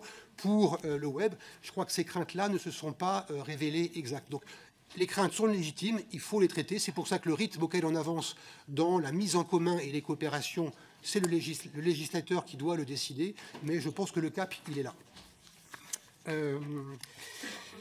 Monsieur Castiglione, sur les radios associatives, vous avez évoqué les débats sur le FSER, le fonds de soutien à l'expression radiophonique. Et effectivement, avec l'aide du Parlement, les crédits ont été rétablis. Et je crois que tous les acteurs de l'audiovisuel s'en sont réjouis. Qu'est-ce qu'il faut faire pour soutenir la diversité du tissu associatif? Le DAB+, son développement à échéance aussi proche que possible, est évidemment une des réponses. Ça suppose de pouvoir les accompagner. Sur la couleur éditoriale, Madame Bagné, vous avez évoqué l'accès à l'information du citoyen sur la ligne éditoriale des médias. Alors, c'est un point qui est un petit peu délicat parce qu'aujourd'hui, on n'a pas de chaîne d'opinion. Et on a des chaînes qui ont effectivement une couleur éditoriale. Je pense que si on regarde les 4 chaînes d'information disponibles, personne ne peut dire qu'elles font la même chose. Elles ont chacune une identité propre. Et ça, je pense que c'est un des succès de l'ouverture de la télévision aux chaînes d'info. Parce qu'elles sont différentes. Après, on peut penser ce qu'on veut de chacune, hein, mais elles sont objectivement différentes. Elles ne sont pas supposées avoir une opinion en particulier. Elles ont une couleur éditoriale qui n'est pas faite pour être politique, parce que les règles du pluralisme telles qu'elles sont définies aujourd'hui s'appliquent à elles. Donc que chaque chaîne fasse sa promotion en mettant en avant sa couleur éditoriale, c'est la meilleure façon d'assurer l'information du public. Au niveau de l'ARCOM, je trouverais l'exercice, dans le cadre de la loi actuelle, un petit peu périlleux. Voilà, j'espère avoir à peu près répondu à la majorité ou l'essentiel des questions. Je vous remercie. De toute façon, vous pourrez compléter avec les questions d'une minute parce que je pense que ça va être un peu répétitif à mon avis. On a beaucoup de questions d'une minute, une vingtaine, donc vous allez toutes les poser en même temps et Monsieur Hajdari, vous ferez une réponse avec une synthèse globale. Donc nous passons à la première question de 1 minute, Madame Anne Sicard. Merci Madame la Présidente. Monsieur Hajdari, en tant que candidat à la présidence de l'ARCOM, 2 missions garanties par notre Constitution vous incomberont. Premièrement, la protection de l'expression pluraliste des courants de pensée et d'opinion, en particulier dans les émissions d'information politique et générale. Deuxièmement, le respect strict de la déontologie, notamment l'honnêteté et l'indépendance de l'information. Or, selon qu'il s'agisse des médias du groupe Bolloré ou ceux de l'audiovisuel public, ces missions ne semblent pas faire l'objet du même degré de vigilance de la part du gendarme de l'audiovisuel, bien au contraire. Alors, je vais vous poser une question directe. Monsieur Hajdari, allez-vous mettre un terme à cette distorsion de traitement sur France Inter, France Culture, France Info, France 2, France 5, et veiller à ce que d'autres courants de pensée plutôt de droite, soient aussi bien représentés que ceux du centrisme de gauche, du macronisme de gauche, de l'écologie de gauche, de la gauche et bien sûr de l'extrême gauche. Je vous remercie. Nous passons à Monsieur Christophe Marion. Présidente, Monsieur Ajdari, je vous remercie pour votre présentation devant la représentation nationale. L'indépendance de l'Arcom est une question centrale pour notre démocratie, tant vis-à-vis des pouvoirs publics que des éditeurs et des plateformes numériques. Pourtant, des événements récents, comme la décision du Conseil d'État sur les élections présidentielles ou des alertes régulières de Reporters sans frontières concernant les déséquilibres de temps de parole sur certaines chaînes d'information, mettent en lumière les défis persistants auxquels votre autorité est confrontée. Alors, quel regard aujourd'hui portez-vous sur l'indépendance actuelle de l'Arcom? Quelles actions concrètes envisagez-vous pour la renforcer, notamment dans le paysage médiatique toujours plus fragmenté et polarisé? Par ailleurs, le champ de compétences de l'Arcom est à la fois vaste et complexe: pluralisme des médias, protection des publics, lutte contre les contenus illicites. Face à ces responsabilités, pensez-vous que l'autorité dispose des moyens nécessaires pour tout mener de front? Je vous remercie. Merci. Madame Marie Mesmer. Merci Madame la Présidente. Chers collègues, Monsieur Ajdari, l'Arcom est censé être le garant du pluralisme et du respect des règles sur nos ondes, un pilier essentiel de la démocratie. Pourtant, qu'en est-il réellement? Alors que des chaînes comme CNews accumulent les manquements, propos stigmatisants, climato-sceptiques, de catholicisme intégriste, anti-avortement et autres infractions répétées à leurs obligations, l'Arcom se limite trop souvent à des sanctions pécuniaires presque anecdotiques face à la puissance financière des groupes qui les contrôlent. Pire, et malgré des dizaines de mises en garde et de sanctions, rien que 47, cette chaîne continue de diffuser sans que la suspension de programmes ou d'autres mesures réellement dissuasives soient utilisées. Et maintenant, voilà un projet comme Réel TV, porté par un mania des médias, Daniel Kretinsky, dont les incohérences idéologiques et interventions dans le travail journalistique sont notoires, s'apprête à entrer sur la TNT. Où est le souci du pluralisme? Où est la garantie d'une information indépendante, honnête, à l'abri des influences économiques et politiques? Alors, Monsieur Ajdari, n'est-il pas urgent de revoir les critères d'attribution de renouvellement des fréquences pour garantir enfin un pluralisme réel et une information indépendante? Et surtout, pensez-vous que l'Arcom puisse encore se contenter d'un usage timide de ses pouvoirs de sanction alors que les atteintes aux principes fondamentaux de notre démocratie continuent de s'accumuler? Merci, Madame Adi. Oui, Madame Mesmer, merci. Vraiment, on fait 1 minute parce qu'on a quand même 20 questions. Donc, sinon, je coupe la parole. Je serais désolée de le faire. Madame Aïda Adizadeh, s'il vous plaît. Merci, Madame la Présidente. Monsieur Ajdari, moi, je vais vous poser une question sur les réseaux sociaux. Une loi de juin 2023 a instauré une majorité numérique à 15 ans. Ça veut dire que des jeunes doivent demander à leurs parents s'ils peuvent s'inscrire sur un réseau social pour que ce réseau social collecte leurs données. Il est interdit aux jeunes de moins de 13 ans d'ouvrir un compte sur un réseau social. Or, la CNIL dit que la première inscription se fait en moyenne à l'âge de 8 ans et demi et que la moitié des enfants de 10 à 14 ans possèdent un compte sur un réseau social. La loi de 2023 a prévu une amende qui peut aller jusqu'à 1% du chiffre d'affaires mondial pour ces entreprises qui manquent à leurs obligations. Cependant, on est dans l'attente de sa mise en conformité avec le droit européen et donc ces amendes ne sont toujours pas appliquées. Je voulais savoir si l'Arcom allait se saisir de ce pouvoir de sanction-là, si elle allait se saisir de ce dossier et faire appliquer la loi de 2023 et les sanctions qui vont avec. Je vous remercie. Je vous remercie. Madame Pascale Bay. Merci Madame la Présidente. Monsieur Ajdari, l'Arcom s'est affirmée comme une autorité de régulation forte à l'égard des médias traditionnels, en témoigne le refus récent de renouveler la fréquence TNT de C8 et NRJ12. Cependant, l'Arcom n'a pas démontré la même efficacité pour contrôler les plateformes numériques. Pourtant, il y a bien urgence. Propagation de fausses informations, influence étrangère, manipulation des masses, atteinte en tout genre, telle est la réalité sur de nombreuses plateformes. Ce contrôle est pourtant compliqué par la difficile inculpation des internautes, la faible modération des plateformes et le manque d'effectivité des dispositions légales. Le régime de responsabilité mis en place par le règlement sur les services numériques de 2023 n'a pas encore donné des résultats probants. Certains doutent de l'effectivité réelle de ces dispositions. Monsieur Ajdari, en tant que futur président de l'Arcom, ferez-vous ferez-vous de votre mandat le combat, ferez-vous de la régulation des plateformes le combat de votre mandat, et quelle sera votre action demain pour lutter contre l'impunité des plateformes numériques? Monsieur Thierry Pérez. Merci Madame la Présidente. Monsieur Ajdari, chers collègues, selon le dernier rapport de l'ARCOM, les adolescents passent en moyenne près de 40 minutes par jour sur TikTok et plus de 35 minutes sur Snapchat, et ces chiffres sont sans doute bien sous-estimés, captant ainsi la moitié du temps passé en ligne par les jeunes Français. Cette surconsommation soulève deux problèmes majeurs. D'un côté, avec TikTok, le volume colossal de vidéos publiées quotidiennement en France et en Europe rend leur contrôle extrêmement difficile. Et les outils actuels semblent insuffisants pour analyser ce flux massif. Comptez-vous mettre en place de nouveaux dispositifs plus adaptés comme l'intelligence artificielle pour surveiller ces contenus et protéger nos enfants? De l'autre, avec Snapchat, le caractère éphémère des publications complique encore davantage leur analyse et leur contrôle. En tant que peut-être futur président de l'ARCOM, qui est chargé de la régulation systémique des réseaux sociaux, quelles mesures concrètes proposerez-vous pour répondre à ces défis et assurer la protection des plus jeunes face à des contenus potentiellement dangereux? Je vous remercie. Madame Graziella Melchior. Merci Madame la Présidente. Monsieur Ajdari, le 12 décembre dernier, l'ARCOM a validé l'arrivée sur la TNT de la chaîne OFTV portée par le groupe Ouest France. En tant que députée du Finistère, je me réjouis bien sûr de cette nouvelle.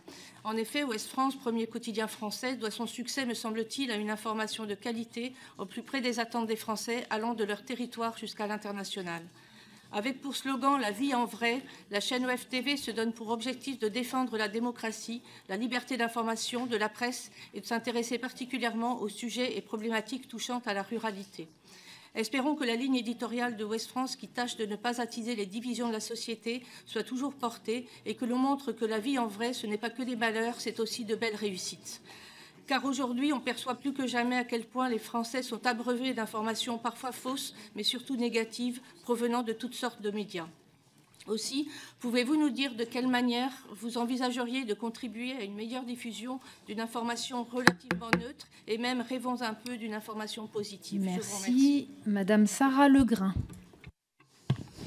Bonjour, merci Madame la Présidente, Monsieur Ajdari. Alors, j'entends que dans ce que vos propos, que vous situez en réalité dans la continuité de votre prédécesseur. Pour nous, c'est important pour notre vote, et je vous ai entendu vous féliciter d'un ARCOM qui est plus régulateur que gendarme. Vous l'aurez compris, nous, on ne comprend pas que l'ARCOM n'ait pas été davantage gendarme avec ces news renouvelées malgré ces 47 mises en garde.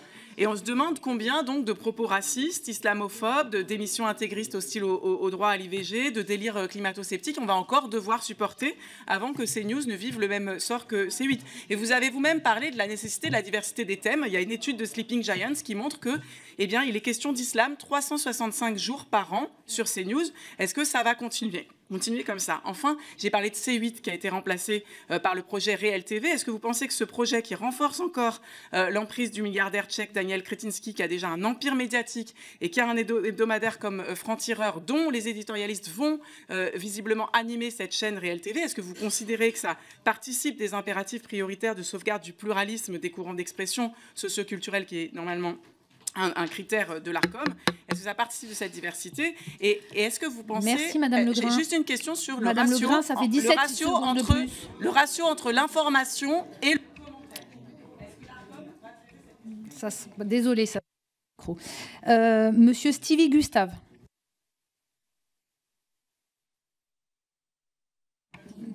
Très bien. Monsieur Laurent Croisier. Oui, merci Madame la Présidente. Monsieur Ajdari, un des enjeux très importants de l'ARCOM est d'observer et de réguler la façon dont les médias se saisissent de l'intelligence artificielle générative, qu'il s'agisse de création de contenu, d'information, d'images ou de vidéos. Des groupes de presse utilisent des outils génératifs qui permettent de produire, relire, corriger, remettre en forme des contenus. Et la mention de l'utilisation de tels outils d'intelligence artificielle n'est par ailleurs pas toujours présente. J'aimerais savoir comment vous envisagez le rôle de l'ARCOM pour conserver une information de qualité sourcée et vérifiée, pour protéger les auteurs et pour assurer la transparence, la confiance et l'éthique. Je vous remercie. Madame Florence Joubert.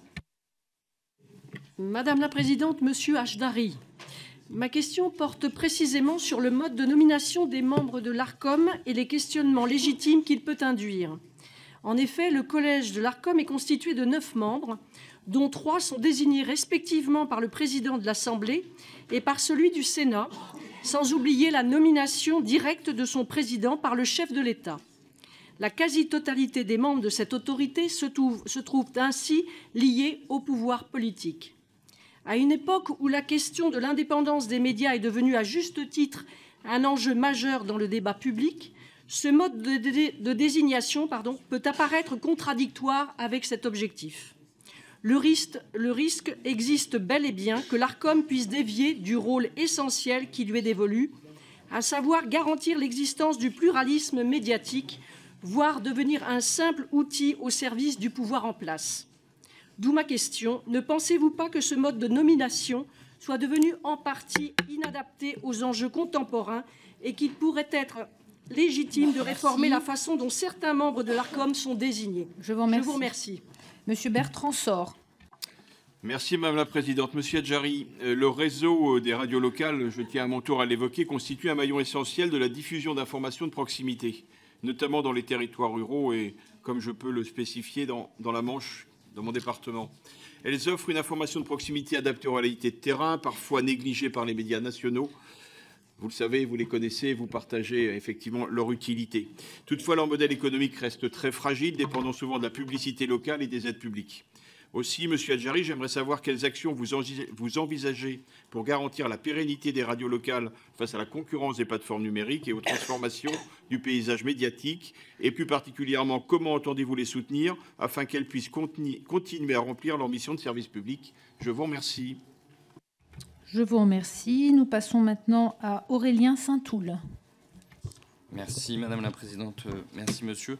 La décision sur le pluralisme et l'indépendance du Conseil d'État comporte, comme son nom l'indique, un volet sur l'indépendance et demande à l'ARCOM une délibération sur ce sujet qui n'a toujours pas été prise. Sur quelle base prendriez-vous cette délibération si vous en deveniez président? La deuxième question, il y a aujourd'hui un régime dérogatoire pour les chaînes de la TNT qui ne payent pas de redevance pour l'occupation du domaine public. Êtes-vous favorable au paiement de cette redevance? Et troisième question, êtes-vous favorable aux propositions de RSF indiquant que les conventions des chaînes d'information devraient comporter un ratio minimum de hard news par rapport aux commentaires, signer une charte éditoriale qui permettrait de connaître leur positionnement, non pas politique, mais éditorial, afin de vérifier dans la durée la continuité des engagements pris. Merci.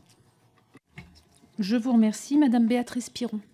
Merci Madame la Présidente. Monsieur Hajdari, en vue de votre nomination à la présidence de l'ARCOM, je souhaiterais aborder la question cruciale de la numérotation des chaînes. Nous avons assisté ces derniers mois à des décisions importantes ayant un impact direct sur l'offre audiovisuelle accessible aux Français. Je pense notamment à l'exclusion de la TNT de C8 et de NRJ12, ainsi que l'annonce récente par le groupe Canal+ du retrait de 4 chaînes supplémentaires. Nous le savons, la numérotation des chaînes est un enjeu central pour leur visibilité. Dans ce cadre, quels moyens envisagez-vous pour dialoguer avec les groupes audiovisuels comme Canal+ ou autres? Quelles actions l'ARCOM peut-elle mettre en place pour anticiper ces retraits et leurs impacts? De plus, comment comptez-vous garantir l'équité et la transparence dans les futures décisions sur la numérotation, en veillant à ce que ni les grands groupes ni les chaînes indépendantes ne soient désavantagés? Je vous remercie. Merci. Monsieur Éric Liégeon.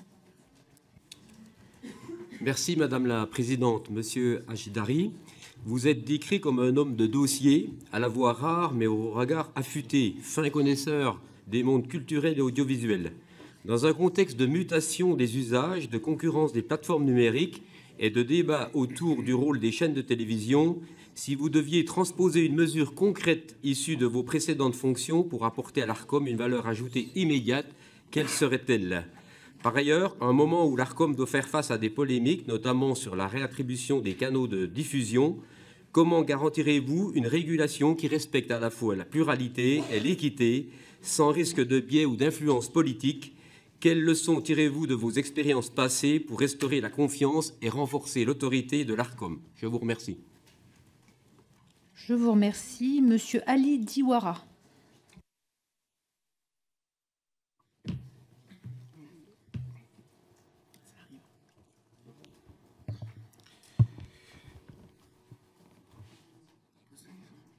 Madame la Présidente, chers collègues, Monsieur Hajdari, les chiffres sont accablants et proviennent de l'ARCOM. En 2022, les personnes perçues comme non blanches représentaient 15% de celles vues à la télévision, contre 85% pour les personnes blanches. Une sous-représentation flagrante dans un pays pourtant censé incarner sa riche diversité. Cette réalité est le reflet d'un manque cruel d'inclusivité et d'ouverture dans nos médias qui concerne aussi les personnes en situation de handicap.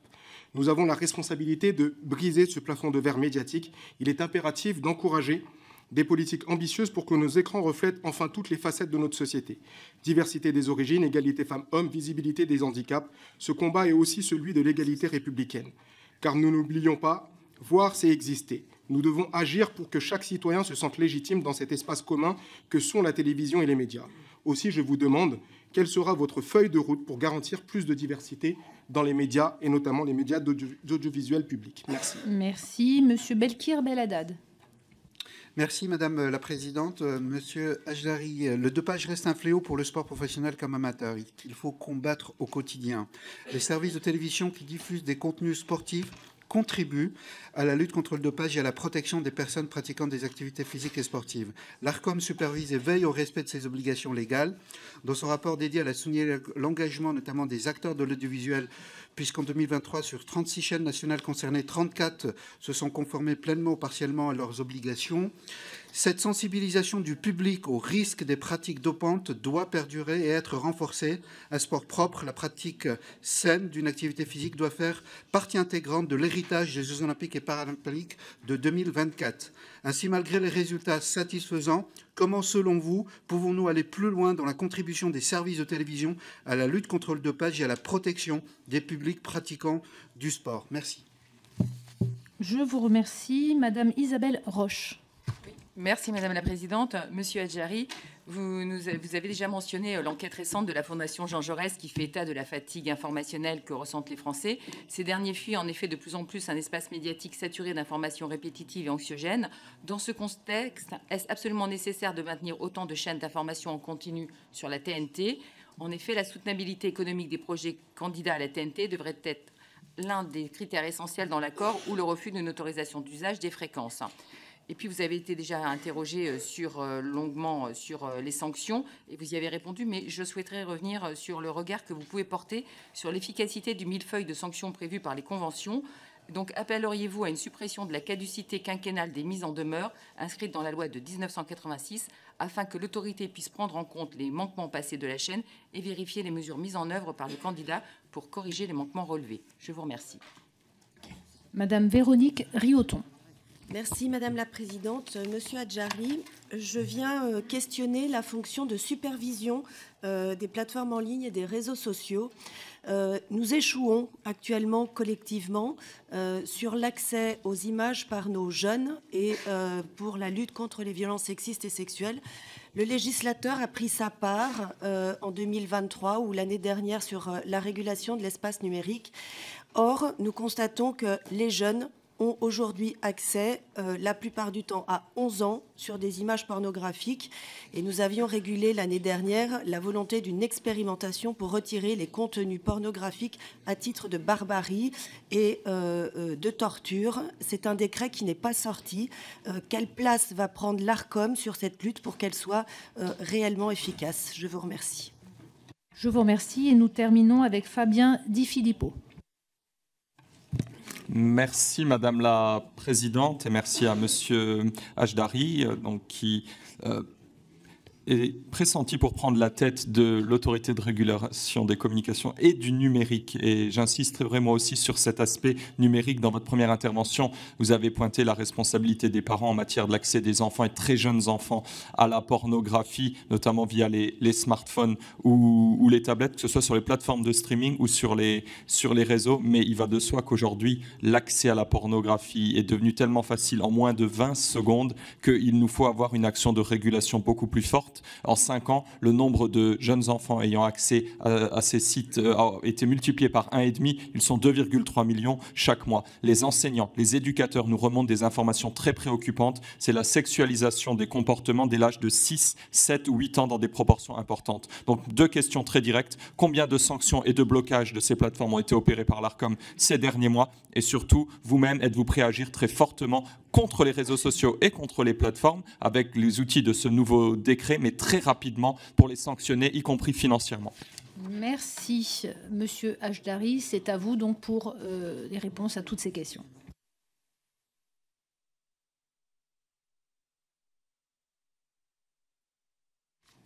Merci beaucoup. Et par avance, je m'excuse pour l'éventuel traitement dans le désordre des réponses qui seraient apportées. Il y a une question qui est revenue sur l'honnêteté et le pluralisme dans le service public. Je l'ai redit, hein, les mêmes règles s'appliquent au service public. Il y a un devoir d'exemplarité. Voilà. Ensuite, le régulateur fait son travail dans le cadre des saisines dont il fait l'objet. Sur l'indépendance dans la délibération qui fait suite à l'arrêt du Conseil d'État sur RSF, je pense que l'indépendance s'apprécie au vu de plusieurs critères dont les chaînes doivent porter la preuve. Je n'ai pas noté qu'il y avait un défaut majeur. Je pense que le régulateur n'a pas relevé dans sa délibération à la suite de sa délibération de juillet de problématiques spécifiques relatives à l'indépendance par rapport à la chaîne CNews, alors qu'il a engagé avec elle un débat sur la question du pluralisme qui a donné lieu à des échanges subséquents. Sur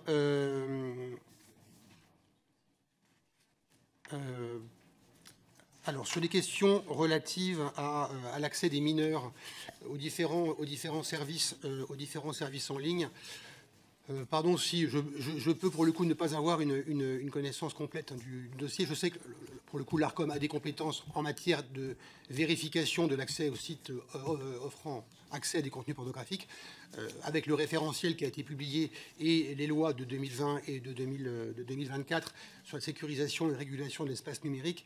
Sur, de manière générale, l'accès aux réseaux sociaux, c'est une question, je pense, plus large, même si, évidemment, un des enjeux principaux pour éviter que les enfants, les adolescents accèdent trop tôt à des contenus pornographiques, c'est pas uniquement que les sites ne puissent pas en offrir sans vérification, c'est que de manière plus en amont, on puisse prendre la main et éviter qu'à travers les smartphones et les différents outils, en tout cas ces outils puissent être paramétrés pour que les parents puissent effectivement vérifier qu'il n'y a pas d'accès à ces contenus dangereux. Sur le même thème de la régulation numérique, les interrogations portées sur l'efficacité de la régulation du numérique, c'est un débat évidemment très très large. Les outils de la régulation numérique, le règlement européen, sont très récents. Il prévoit néanmoins des sanctions assez fortes. Il prévoit aussi pour les plus grandes plateformes que l'interlocution soit menée par la Commission européenne et éventuellement avec le régulateur où est installée la plateforme en question. Je crois que c'est assez intéressant parce qu'on a un régulateur irlandais, là où sont installés beaucoup d'acteurs, qui est assez proactif. Et par ailleurs, sur TikTok, puisque ce nom a été cité, il y a eu une enquête qui a été conduite sur le service TikTok Lite, qui est un service qui a un procédé extrêmement addictif. Et à la suite de l'enquête à laquelle les différents régulateurs, coordinateurs nationaux ont été invités à participer, les échanges ont conduit TikTok à retirer ce service face aux questionnements qui leur étaient envoyés. Il y a d'autres enquêtes en cours sur Meta, sur Pornhub, sur X. Ensuite, au bout du compte, si les engagements ou réponses ne sont pas satisfaisants, il pourrait y avoir des sanctions.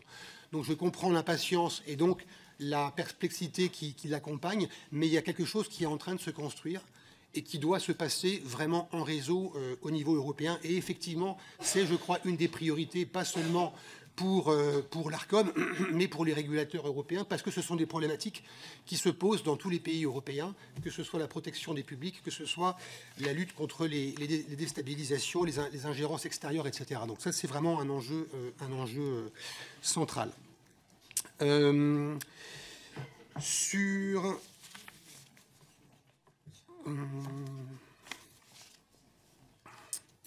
Excusez-moi, il y a eu à nouveau sur la question de l'honnêteté, du pluralisme. Je peux là-dessus, puisqu'il y a beaucoup de questions que renvoyer aux obligations qui figurent dans les conventions sur la séparation de l'info du commentaire, sur la présentation honnête des points de vue. Ce sont des obligations.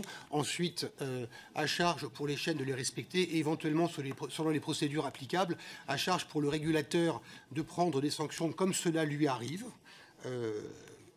A posteriori, évidemment, si les critères de la loi ou les conditions d'exercice de la régulation paraissent insatisfaisantes à la réglementation, à la législation, pardon, à la représentation nationale, rien n'empêche de les faire évoluer, mais ceci est de la responsabilité du législateur, pas du régulateur.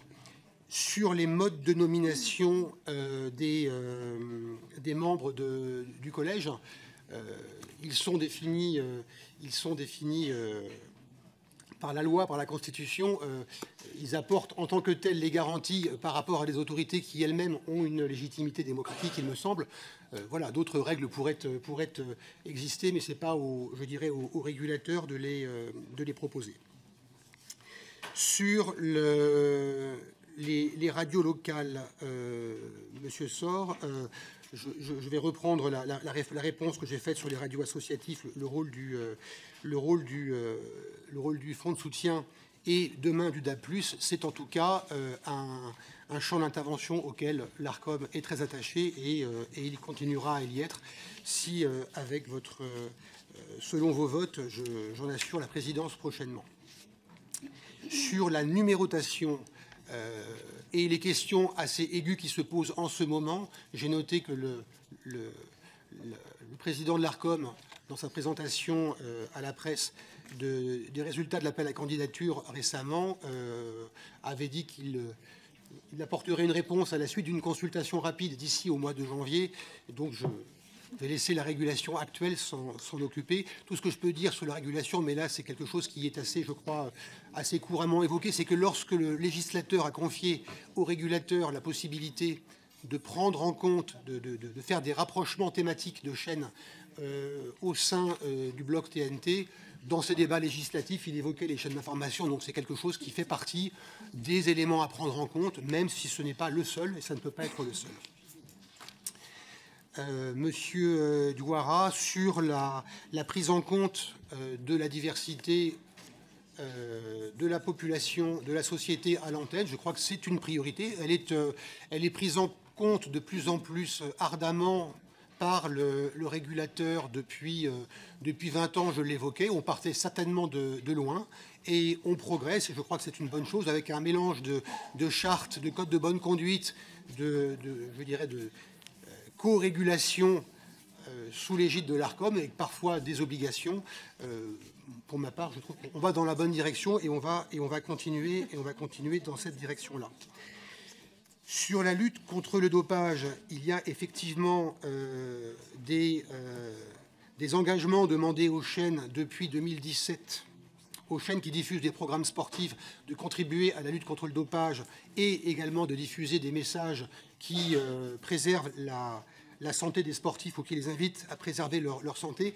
Je crois que le récent bilan fait par l'ARCOM sur l'application en 2023 de cette délibération est quand même très positif, puisque sur 36 chaînes nationales assujetties, 28 appliquent pleinement l'obligation et que le nombre de celles qui ne l'appliquent pas est réduit à 2 sur 36, alors que c'était 3 sur 33 l'année précédente. Donc on progresse. On peut encore progresser pour que ces programmes soient plus substantiels et peut-être diffusés au plus près des compétitions sportives qui vont réunir le public concerné le plus large.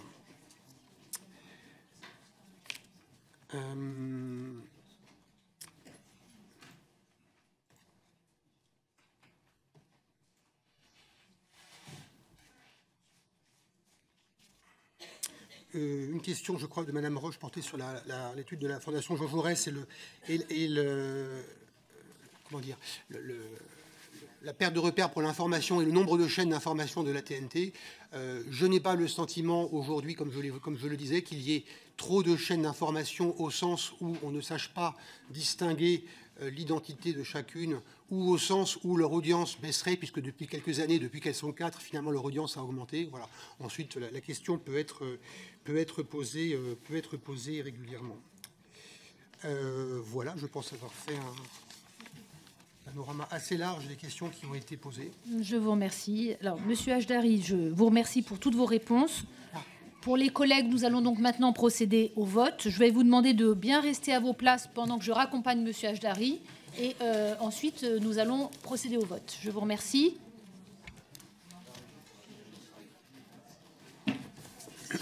Merci Madame la Présidente. Merci de votre aide pour... Merci beaucoup.